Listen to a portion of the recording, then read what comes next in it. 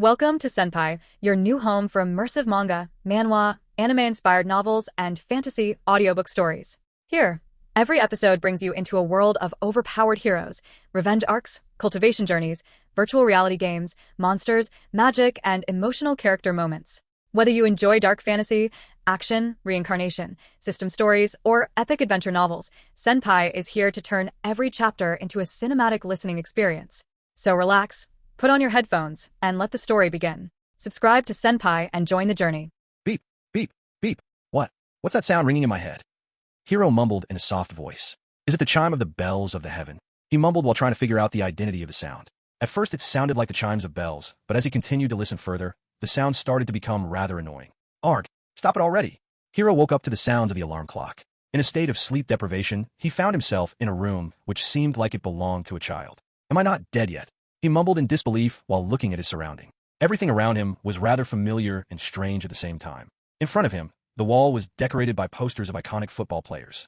Portraits of Pele, Maradona, Inisa, Javi, Hana, Jinji Kagawa, Kurosaki Miura were among the posters.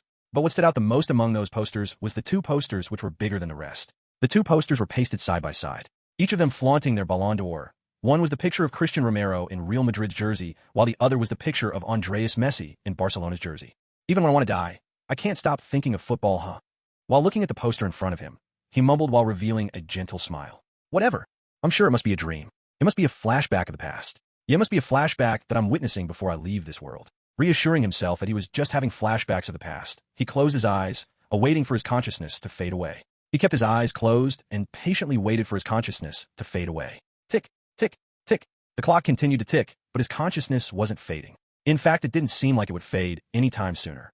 Huh? What's happening? Why is my consciousness not fading away? He mumbled with a slight irritation. I'm sure that I died. So why is my consciousness still not fading away? Just like Hiro had mentioned, he indeed had already died. He died after committing suicide. At the age of 27, when his last hope of becoming a professional football player was shattered by the jealousy of some rowdy teenagers, he had committed suicide by walking in front of the moving truck. Hiro, who used to love football more than anything else from his early childhood, was considered a genius of football. From an early age, he showed great interest in football, and to back his interest, he was exceptionally gifted as well. His father, a football enthusiast, used to have lots of items related to football in their home. He collected every World Cup ball, various jerseys, and posters of great footballers. Even his interest in football started when his father was playing with him. At the age of 1, his father playfully tossed a football towards him, even though he couldn't kick the ball because he hadn't learned to walk yet. He headed the ball with his head while walking on his four legs. That act shocked his father and made him smile. He jokingly said that he would be the greatest footballer on the planet, and he continued to toss the ball towards him, and every time he tossed the ball towards him, he would head the ball towards his father. Seeing him only heading the ball, his father started to teach him how to kick the ball. Lost in his enthusiasm, his father forgot that his son was still a kid who hadn't learned to walk yet. However, he would still try to kick the ball with his feet. But no matter how hard he tried, he couldn't kick the ball. And as he grew older, his interest in football only deepened. Wherever he went, he carried his football. Even a stray bottle that was left stranded on the road looked like a football from his perspective. He would kick the bottle with acute precision into the garbage bin, while imaging himself taking a free kick for the country at the World Cup. Witnessing his enthusiasm, his father assumed that he would grow up to be a great footballer one day. And he sure did live up to his expectations until something bad happened to him. His father, being a football enthusiast himself, provided him with everything he needed to train himself. However, every time his father would take him to buy a new jersey or boot, his mother would scold them both. After all, they belonged to a middle-class family, and lower-middle-class family, to be more precise. The money his parents earned were barely enough to cover the rent and groceries. So football was a luxury to them. However, his father would still save some money by skipping his meals and transportation fee to fulfill his wishes. The collection of football antiques he held dear was something his father was proud of and had collected during his younger days before his birth. His father used to have enough money to fulfill his hobby before his birth. But after his birth, everything changed in the family. The expenses shot up and the situation got even more tight. But his father never blamed him. Instead, he gave up on his hobby of collecting football items. He gave up on his hobby of watching football on the stadium. In fact, he even gave up on watching football on television. Instead, he started to work longer hours and often worked overtime. However, he would still make time for him and teach him how to play football. His father himself used to be a footballer, although he never made it to pro because of his lack of talent. Still, he gave his all and tried to make it pro with all his might. Unlike his father, Hiro showed great potential from his early days. Even when playing with the kids his age in elementary school, he used to easily dribble past every player on the field. Whenever he played, there used to be crowds of spectators to cheer him. His ball awareness, his skill, his pace, his handling, his passing, his dribbling, his first touch, everything was top-notch. Watching him play was similar to that of watching a god play football. And because of that exact same reason, he used to be called by various nicknames in his early years. Some of those nicknames included Alien, Spider-Man, Genius, and most prominently, he was referred to as the Little God. But all of that changed when he tore his ligaments during his middle school tournament. The injury was a serious one, which could most probably never heal. The doctor warned him that he could never play football again when he tore his ligament at the age of 13. Devastated by the news, he wept like a kid. He felt as if the sky had fallen upon him when the doctor mentioned he could never play football again. His parents begged the doctor to come up with some kind of solutions to let him continue playing football. The doctor, giving in to their tears, suggested a surgery. However, the success rate of that surgery was less than 10%, and the surgery costed hella a lot. It was more than they could afford. Even if they saved for more than 2 or 3 years, they wouldn't still be able to afford the cost of the surgery. But despite that, they took several loans from several banks. And even when that wasn't enough, they took loans from vicious loan sharks to cover the expense for the surgery, just to keep his dream alive. After collecting enough money for surgery, he went to surgery to heal his legs. The operation lasted for more than 6 hours. But still, the surgery was a failure. They couldn't cure him completely. However, they cured him enough to let him continue to play football. After that surgery, he underwent several rehabilitation therapy to heal his legs. Finally, after a whole year of rehabilitation, he could finally play football once again. However, after that injury, he could never be the same again. Although his spatial awareness and creativity was still top-notch, his body couldn't move the way he wanted it to move. It felt as if he had lost meaning to his life. The same crowds of spectators who used to bombard the sidelines and praise him for his plays booed him and deemed him as a failure after his terrible performances. As the time passed, the crowds dissipated. Less and less people came to watch him play. As much bad as he also felt relieved upon the decrease in the number of crowds. Less crowds meant lesser criticism. He knew that it wasn't the right type of mindset to make it to pro. But he still couldn't help himself. After all, their harsh criticism pierced his heart like a sharp knife and distracted him. The same teammates who used to sing his praise turned against him after he lost his abilities. They started to ignore him and taunt him. Although he paid no attention toward their taunts, he couldn't completely ignore it either. While enduring harsh criticism from everyone, he relentlessly trained himself while keeping his dreams of making pro alive. Even after more than an hour, he couldn't feel his consciousness fading away. Golo. The sudden sound of goals startled him. He startlingly opened his eyes. The sound came from the room above him. Even after waiting for more than an hour for his consciousness to fade away, everything felt so real to him. Neither was vision getting clouded, nor was his body disintegrating. He could vividly feel everything around him. Running his fingers through his face, he noticed something odd. Why is my skin so smooth? And why do I feel that I've shrunken in size? As he ran his fingers through his face, several questions popped up in his mind. The room was dimly lit by the table lamp beside his bed. Nothing was making sense to him. But just to be sure if it wasn't a dream, he pinched his cheek. Ow, wow. Damn, that hurt. He screamed in pain. After pinching himself, he could tell that he wasn't dreaming and neither was he dead. He then extended his arms to investigate why it felt so small. His hands are that of a child, soft and smooth. Harry, why is my hand so small? Is it even my own hands? In disbelief, he tried to wiggle his fingers. They moved exactly the way he wanted it to move. Don't tell me, Dash. He vigorously pulled the blanket aside and jumped out of the bed. He then ran towards the cupboard. As he approached the cupboard mirror, an image of a child became vivid in the mirror. Black eyes, short and dark curly black hair which curled like a noodle and with a red strawberry lips and puffy cheeks. He was dressed in a Barcelona jersey. In disbelief, he ran his fingers through his face. The reflection in the mirror copied his exact same movements. Did I return back? His eyes wide open, his face forecasting an expression of shock. He couldn't believe that he had returned back to the past. As he continued to stare at his image in the mirror, tears welled up in his eyes. And as the tears accumulated, he could no longer hold them back. The tears fell down through his eyes like a sudden burst of monsoon rainfall. He continued to weep like a kid in front of the mirror. After his tears started to dissipate, he began to wipe off the tears from his face. While his eyes were full of tears, his face revealed a smile. He was overjoyed to return back alive. After some time, when he could finally regain his composure, he started to look for his phone. If he remembered correctly, then he would have put it in the drawer of the table beside his bed. He walked towards the table lamp and pulled the drawer. In his drawer, there was a memo and a mobile phone. I was right. It was here indeed. He whispered in a soft voice. He grabbed his phone and tried to turn on his phone. A picture of Captain Tsubasa from the famous anime Captain Tsubasa appeared on his home screen. Looking at his wallpaper, he chuckled. He looked at the date and it was July 14th, 2014. If it's 2014, then I must be 5 years old. He contemplated while looking at the date. Wait, July 14th? Am I missing something? Something felt like missing after looking at the date. As if he was forgetting something, he kept on trying to remember what he was forgetting. World Cup final. He deliriously exclaimed. July 14th, 2014 was the date of the World Cup final when Argentina and Germany would face each other. After remembering what he had forgotten, he stormed outside his room and rushed towards the living room. As he reached the living room, There on the couch a person was sitting in front of the TV, holding a can of beer in his hand. Seeing the person, he stopped his movement.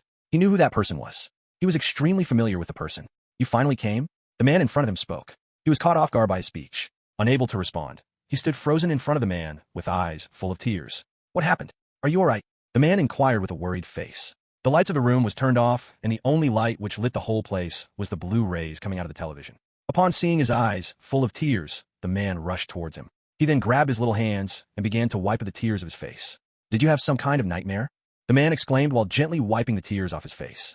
He spoke nothing and continued to weep like a kid. He couldn't stop himself from crying. After all, it had been so long since he last heard his voice. As he lifted his face, he could vividly notice the man with black eyes and dark black hair. His face was still the same as he once remembered. Chiseled jawline, sharp nose, few strands of tiny hair across his jaw, and beneath his nose provided him a handsome, manly appearance. His body constitution was neither obese nor slim. With an ideal body weight, he had vividly defined muscles. The man was none other than his father, who he had lost when he was age 16. After 11 whole years, he was finally seeing him once again for the first time. Seeing his gentle face, he could no longer hold himself. He threw himself in his arms and hugged him tightly. His father, confused by his unusual behavior, hugged him regardless. "It's all right. It's all right," he exclaimed while gently stroking his back. They remained in that position for a long time. Neither Hiro nor his father Takashi could let go of each other. Do you now want to watch the World Cup?" Takashi whispered. He finally remembered that the alarm clock, which woke him up, was set by him to wake up himself to watch the World Cup final together with his father. He then gently pulled out his arms and distanced himself from his father. And as he faced his father once again, he revealed a wry smile and spoke. "Argentina's gonna win for sure." "You bet. Germany's gonna win for sure." His father replied back with a smile. Hiro knew that Germany was gonna win, but still at that time, he had been supporting Argentina. And his father was supporting Germany. After a goalless 90 minutes, the game had gone into extra time. Even the first half of the extra time was goalless, and the game had gone into the second half of extra time by the time he arrived at the living room. With score 0-0, the score was tied until 115 minutes. He knew that at 117 minutes, G.O.A.T was going to score the winning goal for Germany, but he kept his mouth shut regardless. He looked at his father. His face was overjoyed with happiness. He could vividly feel his ecstasy. "Go, go, go, go!" His father roared in ecstasy. Few other voices from the surrounding reverberated along with his cheers. At second half of the extra time, at 117 minutes, G.O.A.T scored the winning goal for Germany, leading his nation to victory. After that goal, Argentina couldn't trail Germany. The final score of the match was Argentina 0 and Germany 1. Germany won the World Cup with that single goal, leaving every Andreas Messi fan disappointed.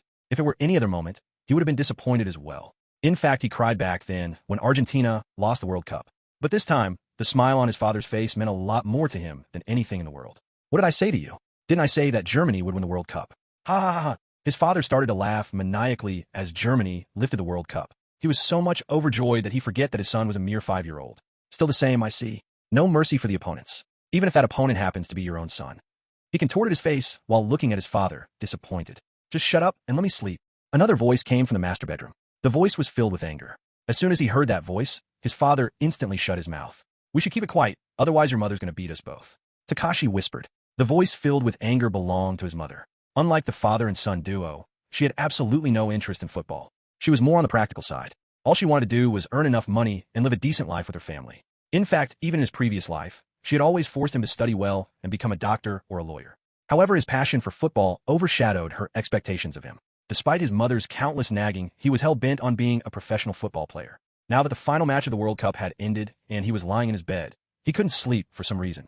And as much grateful as he was for being granted a second chance to see his family once again, his mind was focused on something else. While staring at the ceiling above his head, he started to wonder about the course of action he needed to perform moving forward. Previously, he gave his all to football and solely focused on his dream. The dream of representing his nation in World Cup. The dream of playing football professionally. But things didn't work out as he expected. Despite his brilliance, he struggled to make it to pro. The first major tragedy happened when he was age 13. In a middle school tournament match, he tore his ligament when an opponent player performed a rash tackle on him from behind him. His team was leading the game with a score of 2-0. And it was in 57 minutes of the match when he was sprinting the ball towards the goal, the opponent player couldn't trail him, and in desperation, he performed a sliding tackle on him from behind him. That tackle missed the ball, but it landed critically on his legs, which in turn costed him his legs.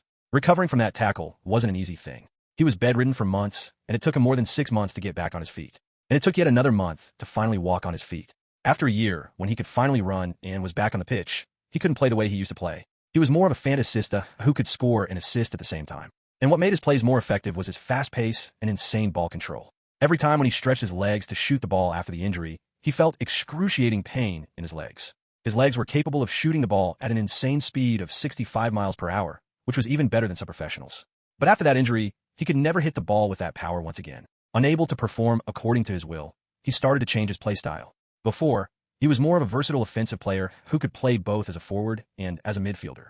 But after that injury, he changed his play style to that of a poacher. Even after the injury, his finishing was still top-notch. He could shoot accurately, but even so his shot lacked power. He continued to train himself into a striker who waited for the pass in front of the opponent's goal. He couldn't run back deep and fall back to take the ball as he once used to. He continued to thrive in that position, but his plays lacked creativity and his shot lacked power, hence he couldn't perform well. He was just an average player who scored only tap-ins.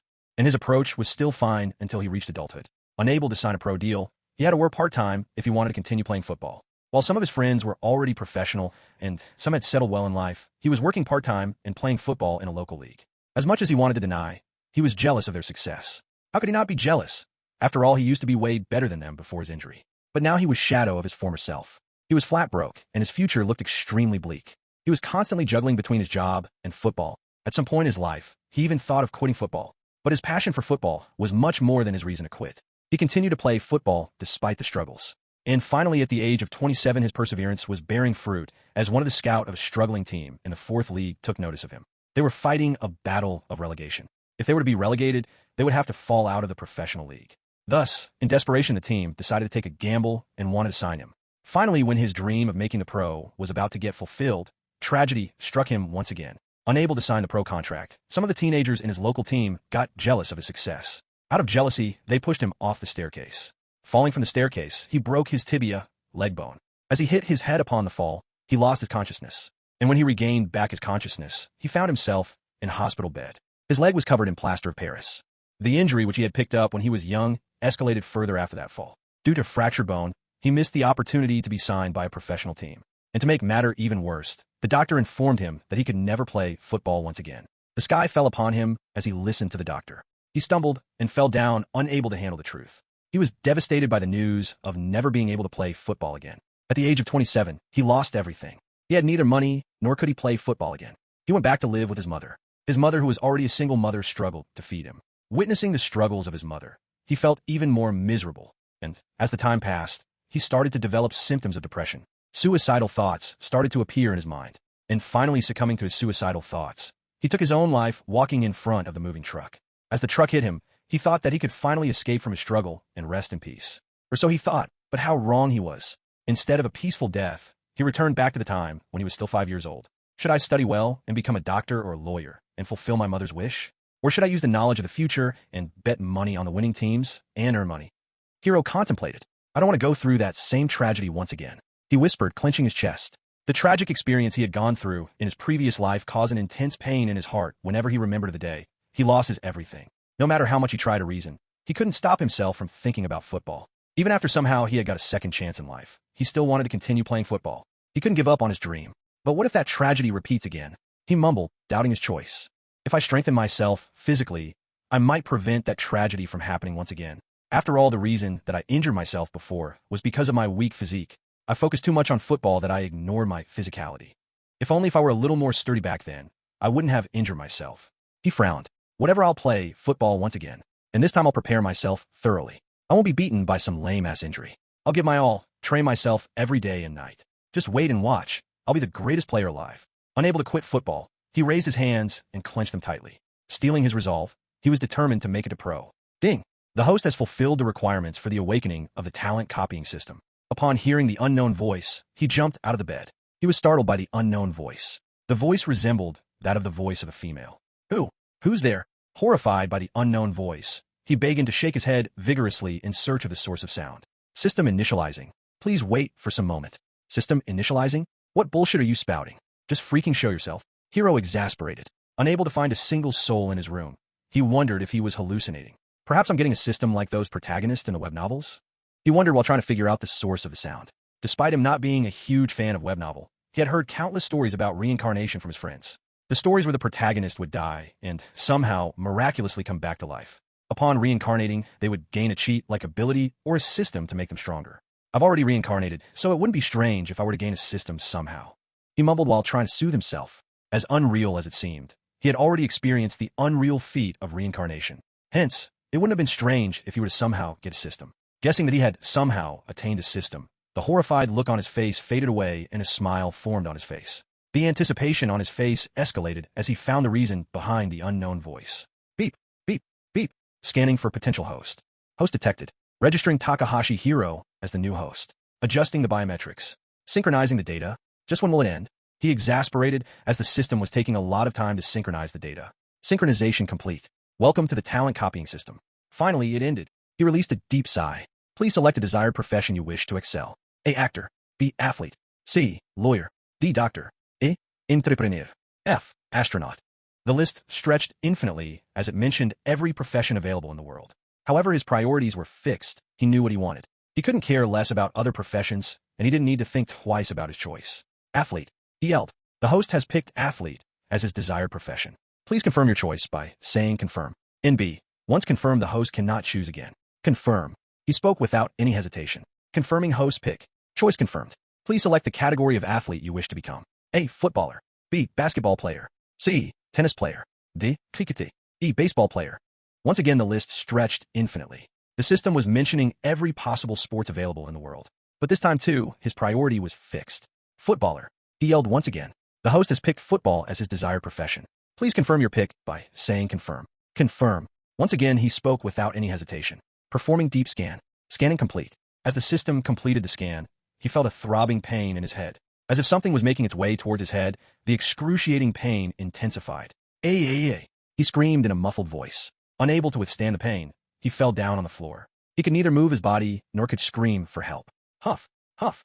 He was breathing heavily and sweating profusely. After some time, the pain started to mitigate. And as the pain dissipated, he mustered some strength in his legs and tried to get up. His legs wobbled as he tried to rise. Please inspect your status. To inspect your stats, mention status window. Status window. Even to speak two word, he needed to muster all his strength. As soon as he finished his sentence, a translucent holographic blue page appeared in front of him. At the right side, there was his current picture, and at the left side were his basic information. Beneath the basic information were mentioned his attributes. Basic information. Name, Takahashi Hiro. Age, 5 years old. Weight, 18 kilograms. Height, 3.5 feet. Potential, SSS. Attribute point, 0. Roulette tickets, 0. Skills, none. Title, Master of the Talent Copying System. Regressor, one who possesses ethereal talent. For detailed information about the title, click on the title. Let's do what it says to do. Hiro curiously clicked on the title Master of the Talent Copying System. Just as he did that, he got directed toward another page. Title, Master of the Talent Copying System. While this title is in effect, you can interact with the system and gain extra points by completing the mission designated by the system. So basically, each title comes with their respective title effect. I'll inspect the effects of other title sometimes later. Right now, let's continue to observe my stats. He mumbled. Attributes. Physical, 2100ths, grade, E+. Dribbling, 52 out of 100 grade, C+. Pace, 33 out of 100 grade, D+. Passing, 35/100 grade, D+. Shooting, 42/100 grade, C. Defending, 17/100 grade, E+. Mentality, 35/100 grade, D+. IQ, 70/100 grade B. Overall grade D. Note, the above stats are displayed in comparison to the professionals. Please open the tab below for a more detailed stat. Match stat. Goals, 0. Assist, 0. Dribbles, 0. Shot on target, 0. Shot off target, 0. Distance covered, 0. Passes completed, 0. Successful tackle, 0. Clean sheet, 0. Note, above stats are only accumulated through professional matches. So, it's basically like my in-game statistics, huh? He exclaimed. Since he hadn't played any professional matches, his match stat attributes were all filled with 0. Daily mission, locked. Quest, locked. System store, locked. System roulette, locked. Individual achievement, locked. Arc. Let's just stop for now and continue later. It's already getting too late. He couldn't handle all the information at once, and thus called it a day. He reached towards his pocket and took out his phone. It was already 3:15 a.m. Damn, I should probably sleep now. If mother somehow finds me awake at this hour, she'll probably smack the shit out of me. He exclaimed. Putting his phone in the drawer, he hit the bed. A lot of things happened to him that day. Firstly, he was miraculously reincarnated, and after that he even acquired a system. Every single thing which happened to him that day was ethereally unreal. Whilst in the bed, he was still wondering about the things which he had experienced. I need to inquire more about this system tomorrow. But for now, let's sleep. He mumbled. As soon as he closed his eyes, he instantly fell asleep. He was too much exhausted by the day's events. Despite being a 5-year-old, his stats were insanely unbelievable. His dribbling stat was already on par with most of the semi-pro athlete, and his IQ was even better than most of the semi-pro athletes. The mere fact that he had an overall grade of D at the age of 5 was already shocking. But to make matters even more spicy, his potential was SSS grade. Even the world-famous athlete Lionel Cristiano Romero and Andreas Messi had a potential of SS grade. In terms of potential, he far exceeded everybody present in the earth. Compared to his other stats, his physical and defending were lacking by a mile. But despite that, he could still upgrade his attributes with the help of the system. Even though he couldn't understand a lot of things, he had a rough idea about the things mentioned by the system. He could tell that he could become a professional by following the guidelines of the system. But what he didn't know was that he could become the greatest footballer to ever live with the help of the system. Here, Hiro. Huh? Who's calling me? He heard a voice while he was asleep. How long do you plan to sleep, Hiro? He tried to open his eyes. His vision was still blurry, and he was still in a state of half asleep. As he tried to open his eyes, a figure of a lady with long brown hair and milky white skin became visible. However, the figure was blurry, and he couldn't see clearly. Room covering his eyes. He was having trouble opening his eyes. Finally, after a little bit of struggle, he opened his eyes. There in front of him, his mother was yelling at him for oversleeping. Long brown hair with brown pupils. Milky white skin with a mole above her upper lips. Dressed in a red t-shirt and loose trousers, she was yelling at him. Despite the vivid anger in her face, her angelic appearance charmed him. Angel, he mumbled. Huh, what Angel? You pesky brat, wake up. It's already time for school. She yelled furiously. Still the same I see. You and your furious temper. But I miss it a lot. He thought while looking at her angry face. Now, get up and freshen up. She left towards the kitchen after waking him up. Previously, he hated her nagging, but this time around, he was happy to listen to her nagging once again. Unable to endure her nagging, he had yelled her in his previous life. And after that incident, she never nagged him again.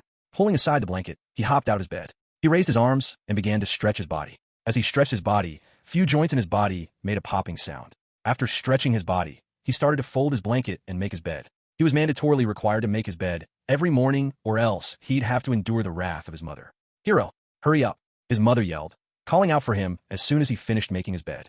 Coming, Mom, he replied back. He then began to walk towards the kitchen. You shouldn't keep him awake till late night. It's all your fault that he's going to be late for school. As he walked inside the kitchen, he found his mother yelling at his father.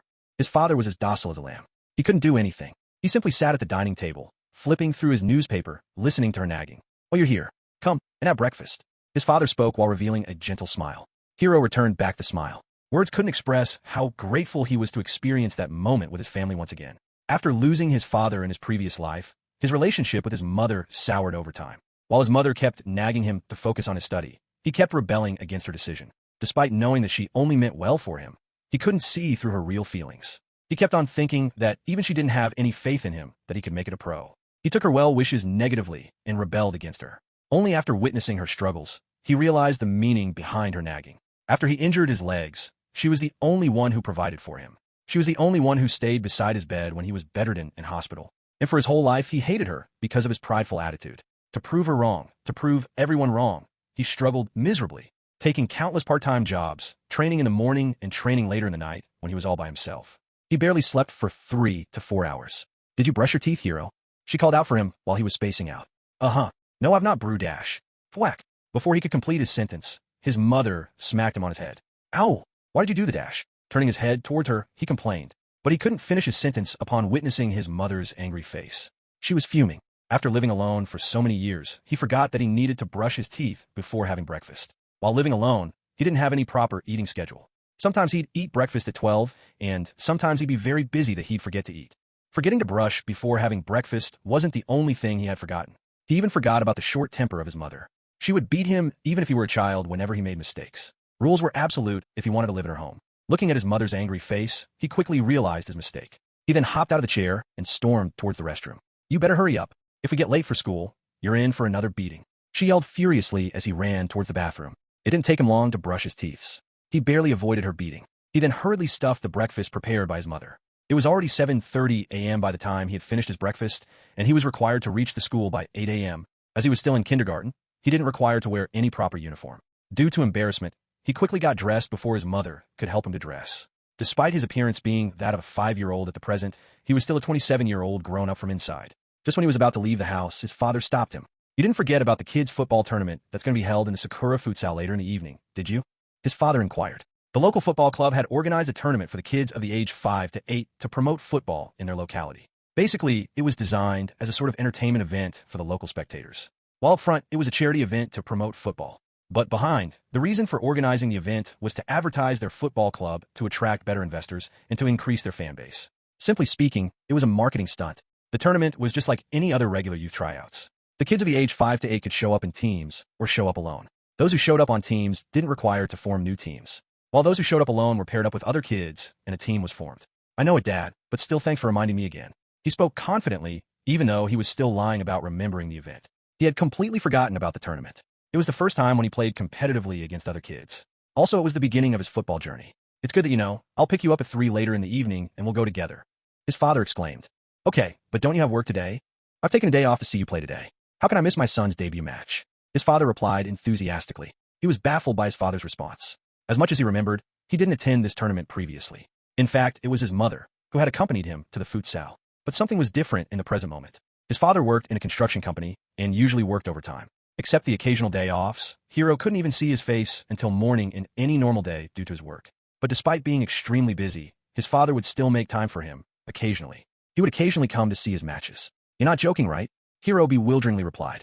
No, I'm not joking. I'll pick you up later from the school. Takashi reassured Hiro. Hurry up, Hiro, or else we'll be late for the school. His mother called out for him. Soon in her bicycle, they reached the school. In the front gate, a young lady greeted them.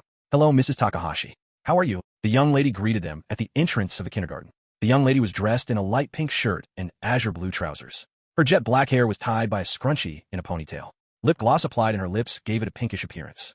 And moreover, due to the smell of perfume, she smelled like fragrant roses. Hiro couldn't stop himself from staring at the young lady in front of him. His cheeks turned red as she looked at him with a smile. Hello, Misaki-sensei. I'm doing fine, how about you? His mother greeted back. The young lady was none other than his homeroom teacher. Due to her young appearance, everybody would mistook her age as a teenager. However, she was already in her mid-20s. And Hiro himself, being a 27-year-old from inside, couldn't help himself from getting attracted towards her. Shall we head inside, Hiro? She exclaimed with a smile after finishing her conversation with his mother. However, he was lost in his imagination and was staring blankly at her. Hiro, as he regained his composure, he found her hand stretched towards him. She extended her hands to grab his. He then extended his hands and grabbed hers. While holding hands, they headed inside. His mother bid him farewell and left for her work. She worked in an old age care center as a nurse. Chatter, chatter, chatter. As he entered the room, he heard loud chatters of kids. Some crying, some laughing, some fighting. It was more like a fish market than a classroom. WTF? Arg, somebody please take me out of here. Save me. Unable to handle the noise, he started to beg for help in his mind. The only thing he wished as he entered the classroom was to leave the classroom ASAP. The classroom was one heck of a hellish torture place for him. In that whole room, he was the only one who wasn't making any noise. Unable to handle the noise, he covered his ears. Ding! Quest unlocked. Please open the status window for details regarding the quest. He heard the sound of the system as he closed his ears. What quest? He mumbled. Status window. He whispered. Quest title. Survive the classroom. Quest info. Avoid the distracting sounds and focus on the words of the teacher. Rewards for quest completion. New skill focus. Penalty, none. Huh? Focus on teacher's words in this noisy environment? Are you kidding me? He exasperated upon seeing the quest of the system. The quest was near to impossible. It was simply impossible to focus on teacher's words in that hellish classroom. Accepting the quest, he tried to focus on teacher's words. With utmost concentration, he stared at his teacher. However, every time he tried to concentrate on her words, the noise from the background would somehow distract him. Maybe it's because I'm so far away from her, that's why I'm not able to listen to her. He mumbled. While his teacher was reading a children's book, he raised his arm. Yes, Hiro? How may I help you? The teacher exclaimed, looking at his raised arms. In Japan, students are taught to raise their hands up before speaking or calling out for teachers to ask questions so as not to disturb them while teaching. Sensei, I want to sit in the front row to hear you better. He exclaimed. His chances of hearing her words were much better in the front row than from his current place. Hearing his response, the teacher gave him a perplexing look. Previously, Hiro used to be one of those few troublemakers of the class. He would fold papers into the shape of balls and kick them, celebrating as if he scored in a World Cup or Champions League final whenever he scored a goal against his classmates. And he rarely paid any attention towards his studies and teachers' lectures. Around the time when she would be teaching, he would be napping in his desk. Are you sure, Hiro? Or are you not feeling well? She replied with a concerned look on her face. Thank you for your concern, Sensei, but I'm all right. I just want to listen to the story you're reading a little better. He replied back without any hesitation. However, from inside, he was extremely nervous. After all, he himself knew the reason behind her baffled look. The teacher took notice of his sincerity and called him forward. She then exchanged his seat with one of the students in the front row. After that, she continued to read the children's book. Finally, he was able to hear her better, although he could still hear the chatters of the kids behind him.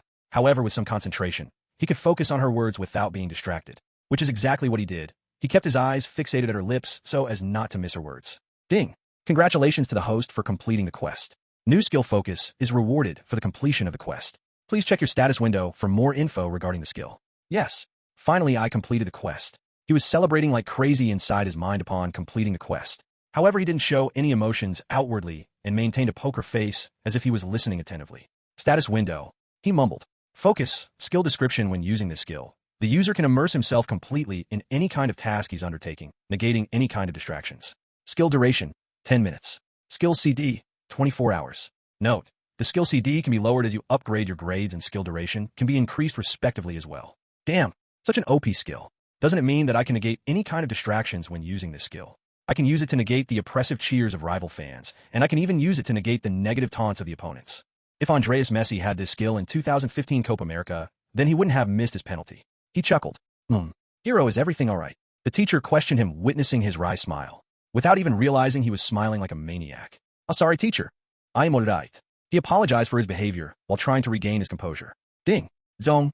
The bell of the school rang. He was so focused on the task that he didn't even realize how fast the time flew by. Seems like this much for today. I'll see you tomorrow. The teacher exclaimed. Thank you, sensei.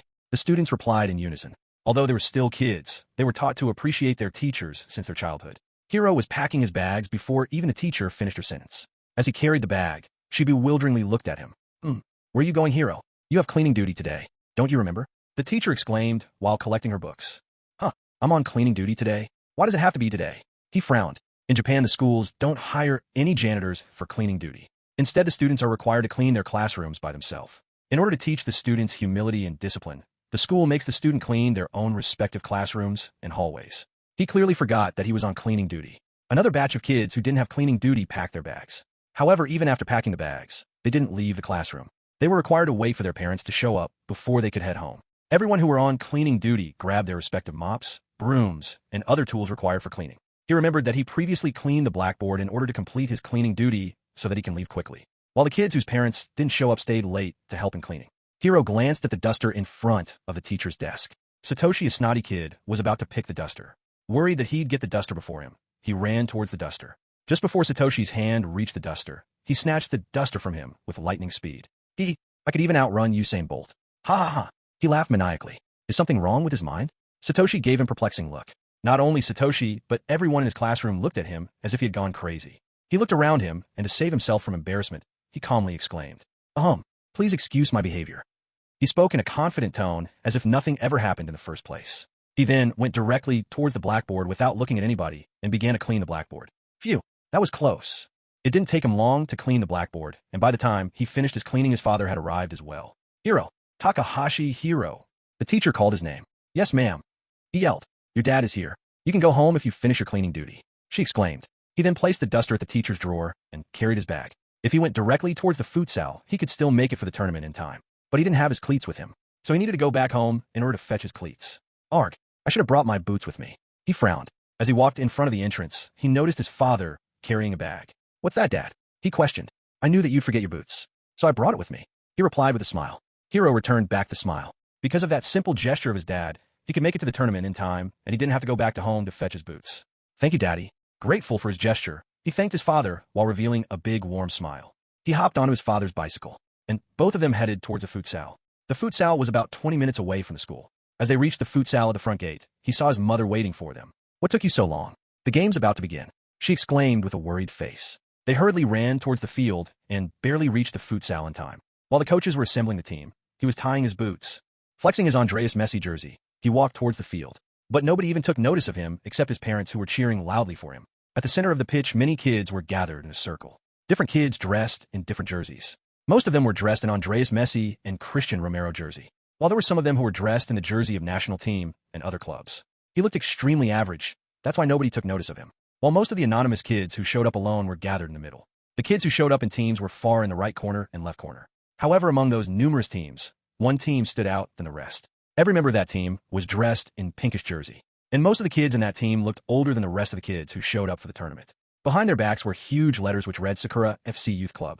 They were the team of the organizer. Their keeper was almost 4 feet tall. Compared to the rest of the kid, he was extremely tall. Even the goalpost was barely 4.5 feet tall and 5 feet wide. He could instantly recognize the keeper of the Sakura FC Youth Club. So, we meet once again, huh? Kuro Sawetaki. He mumbled, looking at him. He could have never forgotten his face. After all, that keeper in front of him was the future keeper of the national team. And because of him previously, he was denied many goals. Even when the coach in front of him was assembling the team, his eyes were fixated on that keeper. Just you wait, I'm going to humiliate you so much that you'll beg me to have mercy. Oh, aye. You kid with curly hair. Are you paying any attention? A middle-aged man who stood in the middle of the center half-dressed in a tracksuit called out for him. However, he was extremely distracted by the sight of Kuro Sawataki that he couldn't hear the voice of the middle-aged man. Seeing him distracted, a kid who stood beside him tapped his shoulder. Yes. Yes, sir. He stammered, coming back to his senses. Try not to get too much distracted. Pay attention now. I'm going to arrange the teams. The man shrugged his behavior. That middle-aged man was one of the few coaches signed by the organizer for the event. Just like him, there were 3 more coaches signed for the event standing beside him. The man then started to inquire the kids about the position they liked to play. Most of the kids replied forward, while only few replied defense. Almost nobody except 2 kids exclaimed that they could play keeper. Witnessing the response of the kids, the man smacked his head in disappointment. Since most of the kids prefer to play forward, the man started to sort the kids by his own will. Luckily, Hiro got to play as a midfielder. However, most of the kids who couldn't play in their desired position rebelled against his decision and started to create a ruckus. They were dissatisfied by the coach's decision. Those who are dissatisfied by my decision can leave. He yelled in fury. After seeing his angry face, nobody dared to complain a single word. While there were still some kids who left after his announcement, most of the kids remained. And because of that, the parents of the kids who left made their way towards the field to complain about the coach's behavior. To minimize the ruckus, the organizer stepped in. We apologize for his behavior. To appease the irritated parents, the organizer started to apologize. However, the man who turned away those kids didn't say a single word. He sternly believed in his judgment and refused to apologize. Seeing the man's unwillingness to bow down, the organizer pleaded the coach to take in those kids as reserves. And just like that, a situation was prevented. After that, the other 3 coaches hired by the organizer started to pick their respective players and created a team of 8. After the 4 coaches picked their respective players, 4 teams of 8 starting players were formed, and every other remaining player was used as a substitute. Due to Hiro's earlier behavior, he was placed in the reserve as well. Finally, the team was allocated as such for teams made up of individual players who showed up alone and 4 teams of the players who showed up in teams. The individual players who showed up alone were at a disadvantage than those who showed up in teams. The tournament was played in a knockout style. The winning team would move forward while the losing team would go home. A random lottery was drawn to divide the 8 teams in 2 groups, Group A and Group B. Group A contained 4 teams, and Group B contained 4 as well. Hiro was placed in the team of the middle-aged coach. The names of the 4 teams formed by the individual players were named as such: Team 1, Team 2, Team 3, and Team 4. However, the other 4 teams were Sakura FC Youth Club, Little Boys Youth Club, Tokushima City FC Youth Club, and Nakamura FC Youth Club. As suggested by their names, all 4 of those clubs were the youth club of a reputed football club who played professionally. The result of the lottery came as such. Group A, Sakura FC Youth Club, Nakamura FC Youth Club, Team 3, and Team 4. Group B, Little Boys Youth Club, Tokushima FC Youth Club, Team 1, and Team 2. Due to the group's composition, Hiro could only face Kuro Sawataki if his team made it a final. Kuro Sawataki was placed in Group A, while Hiro was placed in Group B. The first match was played between the host team and Team 3. Just minutes after the whistle blew, the host team scored a goal. In another 5 minutes, the host scored a second goal. In another 7 minutes, the host scored a third goal. By the end of the first half, the host scored 4 goals against the opponent team. The player of the team, 4, looked extremely tired and hopeless. Their eyes were screaming for help. Their eyes were telling the referee to stop the match. However, there was still another 20 minutes left. Since it was a children's game, the game was played on October 20th, 20. First half was of 20 minutes, 10 minutes break, and second half was another 20 minutes. By the end of the full time, the score read as such: Sakura FC Youth Club, 10, Team 3-0. It was an overwhelming victory for the host team. Similarly, Nakamura FC completely obliterated the Team 4 as well. They won 7-1 against Team 4. It wasn't much different for the team in Group B as well. Tokushima FC Youth Club won 8-2 against Team 2. The score 7-1 and 8-2 reminded him of the traumatic loss of Brazil against Germany in 2014 World Cup and Barcelona against Bayern Munich in Champions League. Finally, after those humiliating defeat of Team 2, 3, and 4, everybody expected that it would be one of those 4 youth clubs who'd win the tournament. And many spectators began to leave the field. The match between Team 1 and Little Boys Youth Club commenced with the referee's whistle. It was finally Hiro's team's turn to play. However, he was benched by the middle-aged coach. Just within 7 minutes into the first half, Little Boys Youth Club took the lead as they scored the opening goal. "Why, what are you doing? Don't leave your mark." The coach shouted furiously at the player who costed them the goal. The opponent team didn't stop at 1 goal and continued to charge vigorously, giving them no time to rest. The keeper in Hiro's team made countless saves. Luckily, the keeper in Hiro's team was somewhat experienced than the rest of the keepers of team who lost against youth clubs. But he couldn't handle all those pounding by himself. The defenders in Hiro's team dodged the ball whenever the opponent made a shot. Their cowardice costed them 3 goals before halftime. Even the coach was getting frustrated by their behavior, and in the second half, he decided to switch players. "Boy with curly hair, you're up," he exclaimed.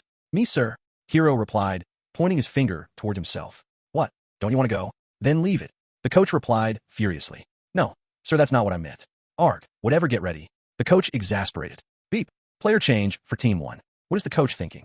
Just after 2 minutes in second half, the coach of Team 1 has decided to use his first substitution. But the match looks as good as lost even after the substitution. The commentator announced. Finally, he was about to enter the pitch after 2 minutes in the second half. As he made his way towards the pitch, he looked around him. A lot of spectators were leaving their place, and the stadium was almost getting empty. Except the supporters of the youth clubs, almost nobody was present at the stands. Far in the right corner, he noticed his parents' cheers. They were overjoyed by his presence. He waved his hands towards his parents as he entered the pitch. Your team is 3 down, and you still have the audacity to wave your hand." The opponent player mocked his gesture and looked at him as if they would swallow him in a single gulp. Because every kid in their team were dressed in different jerseys, they were given green bibs by the organizer. As he took his position, the referee blew the whistle, commencing the continuation of the match. The ball is with the keeper, and he passes the ball toward the defender. It doesn't seem like that Team 1 could turn around the match. The ball was with his team's goalkeeper. The keeper played the ball towards the defender with number 2 on his back, who looked extremely tired. Number 2 seems extremely exhausted, and the opponent players are definitely making use of his exhaustion. Taking advantage of his exhaustion, the opponent players charged towards him. Now what will he do? Will he pass the ball, or will he dribble past the ball? Wait, no, he actually kicked the ball. But it seems that the ball will go out of bounds. Was it a mistake? Perhaps he was anxious? But whatever it is, the ball will definitely go out of bounds. Number 2 got anxious and kicked the ball hard towards the opponent's goalpost. Everybody assumed that the ball would go out of play. Even the opponent keeper assumed the same and stick to his post. Wait. Number 19 is running towards the ball. The same number 19 who was the first substitution of the Team 1. However, shattering everybody's expectation, Hiro made his run towards the ball with lightning speed. The opponents were caught off guard. Will he make it, or will he not? He traps the ball in his chest. Magnificent. Absolutely magnificent. What a speed. What a touch. Where was Team 1's coach hiding such an amazing talent? At the far right corner of the opponent's post, he trapped the ball in his chest and prevented the ball from going out of bounds. But now that he have trapped the ball, what will he do? There's nobody in sight for passing. His teammates are all gathered in their own half. The opponent defenders are charging toward him. What will he do now? Woohoo! Whoa! What's that noise? One of the spectators who was about to leave the futsal inquired. The crowds inside the futsal burst out in ecstasy. The loud, cheering noise coming from inside the futsal made the spectators who were leaving the premises curious. The loud cheers worked like a magnet, attracting the magnetic substance. The leaving spectators started to return back to witness the reason behind the cheers. What will number 19 do in this situation? 3 defenders and a keeper stands before him and the goalpost. And there's no sight of his teammate. He's completely surrounded. As soon as he trapped the ball, the opponent defenders reacted quickly and blocked the path course towards the goalpost. Hiro quickly scanned for any support, but there was none. His teammates were all clustered in their own half. He was left with only one solution. If he wanted to score the goal, he would have to dribble past all those 3 defenders. What's this? He's moving the ball forward by himself and facing the defender head-on. Is he that confident to take on 3 defenders all by himself, or is he that desperate for the goal? Whatever it is, we'll only know after a while. Let's see what this kid will show us. Hiro dashed towards the goalpost, but a defender blocked his course. He performed a body feint while making use of his pace and successfully passed the first defender. However, the other 2 defenders followed up instantly and cornered him. The second defender had his legs wide open. Making use of his open legs, he lightly kicked the ball between his legs and nutmegged him. The second defender was stunned by his performance. However, the last defender followed up with a sliding tackle. Hiro gently tapped the ball at the lower part and chipped the ball above him. The keeper, sensing danger, jumped towards the ball to punch it away. But before his punch could reach the ball, his feet reached it faster. In midair, he kicked the ball towards a goal. G.O.A.T. Finally, Team 1 has opened up the score sheet. Magnificent. Simply magnificent. How is a kid of this age able to demonstrate such unbelievable talents? Just where had Coach Han been hiding such an overwhelming talent? Upon seeing the underdog fighting back against the omnipotent, almost everybody present in the pitch burst out in ecstasy. The whole futsal was filled with cheers and praises. Just what are you doing? Can't you block a single person? It's 1 versus 3, and yet you still get defeated? The opponent keeper spilled his anger on the 3 defenders who failed to defend against him despite outnumbering him 3-1. What's this? The calm and collected keeper of the Little Boy FC Youth Club is suddenly fuming after the first goal. While the opponent's keeper was shouting at his defenders, Hiro ran towards the part of the stand where his parents were seated. His teammates chased him to celebrate with him. However, he was too fast for them to catch up. I'll score 3 more goals. Just watch me, he announced to his father's face. "Yeah, sure. If you could score that many goals, then I'll buy you your favorite cleats." His father placed a wager upon hearing his declaration. Beep. The referee has blown the whistle and the match continues. The number 19 kid has opened the score for his team just after 45 seconds of his arrival. Now the score sheet is little boys 3 and team 1-1. That's just a fluke. Why are they even cheering that much for a fluke goal? The opponent team's striker exasperated. It was natural for him to get irritated. After all, despite scoring 2 goals in that match, he wasn't praised as much as Hiro. So it was natural for him to get jealous. Out of jealousy, he decided to dribble past the entire team of Team 1 all by himself. And as soon as he got the pass from his teammate, he dashed towards the Team 1's goal all by himself. The striker in Hiro's team proved to absolute garbage against the charging striker of the opponent team, as he couldn't do anything against him. Is it some kind of declaration to the number 19 kid of Team 1? Little boy striker is charging all by himself towards the goal. What will Team 1 do now? He's already left 3 player of Team 1 in dust, and it doesn't seem that he'll slow down anytime sooner. But what's this? Number 19 kid is blocking his course. Is it only this far that he can take the ball by himself? Will he pass, or will he try to break through? The opponent's striker locked his eyes with him, as if he was signaling for him to come towards him. Just like the opponent's striker wished, Hiro dashed towards him. As Hiro stood in front of him, the opponent's striker couldn't see any space to exploit and thus kicked the ball forward and started to run towards the ball. He wanted to make use of his explosive pace. I win. You're no match for my pace. The opponent's striker smirked. The smile on his face quickly faded away as he found Hiro running towards him like a cheetah.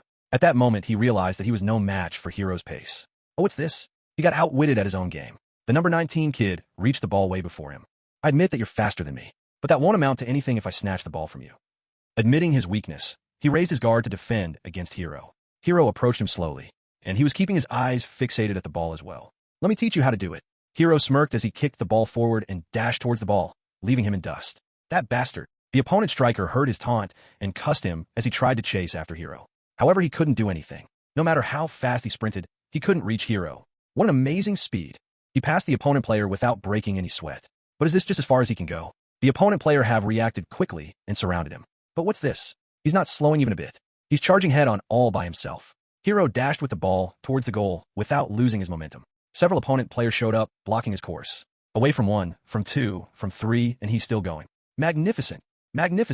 Away from 4, 5, 6, and yet he's still going. The only one left to beat is the goalkeeper. After dribbling past 6 opponent player by himself, he found himself in front of the goal 1 versus 1 with the goalkeeper.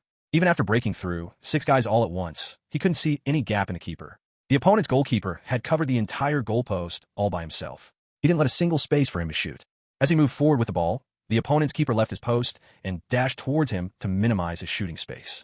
The keeper wasn't afraid of taking his shots on face. Shoot if you can. I'll block your shots even if I had to take it on face. The opponent keeper was determined to stop his shot. The keeper's eyes were fixated at the ball, and he was calculating his every body movement. He was overtly cautious. Making use of his cautiousness, he stretched his legs to shoot the ball. Just as he stretched his legs, the keeper predicted that he'd shoot the ball and dived forward to block the shot. But contrary to his prediction, Hiro faked the shot. Baka. Just as the keeper landed roughly, he shot with his other leg into the open goal. Golo. It's another goal from number 19. That shot, that movement, that fake, that pace, everything he did was fabulous. Simply fabulous. After scoring that goal, he again ran towards his parents' side. Pointing 2 fingers at his father, he signaled him to keep his money prepared for the cleats. Just who is that kid? Where have he come from? I'm not seeing anything like this even in J-League. That goal was simply a work of art. It's not even been 5 minutes since he scored his first goal, and he has already scored the second one. Maybe now they can change the outcome of the match. It's little boys 3 and team 1-2. To tie the match, team 1 will have to score 1 more goal in next 13 minutes. And seeing the performance of the number 19 kid, they might actually pull it off. Beep. After that goal, the coach of the Little Boys Youth Club is looking somewhat anxious. He's making some changes. Player change for Little Boys Youth Club. Number 7 out, number 5 in, number 10 out, number 3 inches. Number 9 out, number 22 in. It seems the coach is really anxious. He's subbing all his offensive players for defensive players. Are they planning to defend their 1-goal lead? After that magnificent goal, the coach of the Little Boys Youth Club subbed all of his offensive player for a defensive player. Previously, their formation was 3-2-1, but now after the changes, it became 5-1-0. With no offensive player, they fortified their defense, sacrificing their offense. And even that sole player in the mid played as a defensive mid. After that second goal, starting from the kickoff, the opponent team played the ball in their own half. They didn't try to move the ball forward and kept on passing between themselves in their own half. They were only stalling for time as they were still in the lead. Hiro desperately tried to snatch the ball away from them, but as soon as he'd approach the player with the ball, that player would immediately pass the ball to someone else. His teammates were absolutely garbage. They couldn't even block their pass course or snatch the ball from the opponent. Boo! The crowds booed the little boy youth club's player whenever they touched the ball. They were getting extremely irritated by their plays. As the time went on, the frustration and boredom of the crowd built up and only intensified. And due to boredom, some of them started to leave the pitch. Are they planning to end the game like this? They aren't moving ball outside their own half. And one can vividly tell that the crowd is not satisfied with their play style. The boos of the crowd is only intensifying. I need to think of something else. How am I supposed to score if I'm not even getting the ball? Hiro mumbled. Given the situation, the only way for him to get the ball was to catch the opponent player off guard. He couldn't confront them directly. If he tried to confront them head-on, they would pass the ball to someone else, and his garbage team couldn't even win the ball back. The number 2 has passed the ball to number 22, and he's moving the ball towards the center. Perhaps they're finally thinking of going on offense after nearly 10 minutes of passing the ball in their own half. The player of Team 1 is speeding up on him. But what's this? He passed the ball back to number 2. Boo! Boo! Just when we thought that they're finally going on offense, they passed the ball backwards. Perhaps the game might end this way. You gotta feel sorry for number 19 kid. He gave his all to score 2 goals against them, but he couldn't win the game. But where is number 19 kid? He's nowhere to be seen in the pitch. Wait. Who's that kid in front in Team 1's defense? Didn't number 19 play as an offensive player? So what is he doing in the defense? Unable to snatch the ball away from little boy's player, Hiro had moved to the defense to get out from their sight. Just because he had moved to the defense didn't mean he had given up on the game. He was patiently waiting for an opportunity, and the opportunity finally came just a minute before the end of the game. Just as the opponent player with number 2 on his jersey kicked the ball hard toward the player at the opposite flank, Hiro rushed towards the ball. Seems like it's the last long pass of the game. The number 2 has kicked the ball hard, and it's heading straight towards number 4 at the opposite flank. The ball is still in the air, but what's this? Another player is rushing towards the ball. Who's that player? Who is it? Wait, I see number 19 in the jersey. It's number 19, once again making use of his explosive pace. Will he get to the ball before number 4? What are you doing? Move towards the ball. The opponent coach shouted at his player to get the ball before number 19 could snatch it away from him. Suddenly, number 4 started to get anxious, and he staggeringly ran towards the ball even though the ball was still in midair. And he did reach the ball before Hiro. After all, he was the one who was the closest to the ball. Number 4 has reached the ball before him. But would he be able to trap the ball? But out of nervousness, he couldn't trap the ball, and it slipped off him. And due to that simple mistake of number 4, Hiro snatched the ball away from him. After that, there was no stopping to him. He sped up towards the goal. But number 4 hadn't given up as well. He desperately chased after Hiro. However, his pace was a little bit slower than Hiro, and he wasn't able to reach Hiro. Hiro was already in front of the D-box, and if he didn't do anything, then Hiro would score the goal without any mistake and tie the game. He didn't want to take on the blame for that goal, and thus he decided to foul Hiro. Unable to snatch the ball away from Hiro, he extended his arms and grabbed Hiro's shirt. Beep! That's a foul. What will the referee do? The foul looked intentional. He won't get away easily without getting a card. The referee put his hand inside his pocket and took a card out. It's a red card, and number 4 is sent off. Also, the Team 1 is given free kick in front of the penalty area. That spot looks as dangerous as penalty. However, that red card would be meaningless if they failed to score the goal. So who will be the one to take the free kick? As the foul was committed outside the penalty zone, they were granted free kick. The time had almost ended, and it was very well the last set piece of the match. While the number 4 was getting sent off, Coach Han waved his hands and signaled them to group up. And thus, all of them rushed towards Coach Han. They formed a semi-circle and gathered around Coach Han. You've all done great. So no matter the result, I want you all to remember that you've fought till the end. While the other teams were humiliated, you guys have persevered against a pro youth club. So that alone is a great accomplishment. But remember, this is football, and in football, only the winners are remembered. So I want you all to give your best for this last set piece. And before you go, number 19 will take the free kick. Does anybody have any objection? If not, go show them what you are capable of. Coach Han gave a long pep talk to increase the morale of the squad. For a whole match, he had been yelling at the players for their mistakes. But at the final moment of the match, his attitude changed. He finally played the role of the coach. I guess you're still a coach after all. Hiro chuckled as he made his way towards the ball. In front of the D-box, around 8 yards away from the goalpost, his team was awarded a free kick for the intentional foul of number 4. If he could score that free kick, then the game would be tied, and the winner would be decided by a penalty shootout.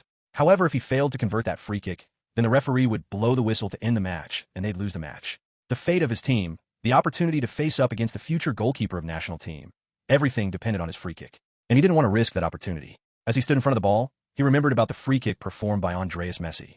Even though his free kick lacked power, it was extremely precise. And Hiro needed that technique of Messi at the moment, instead of a powerful shot like Christian Romero.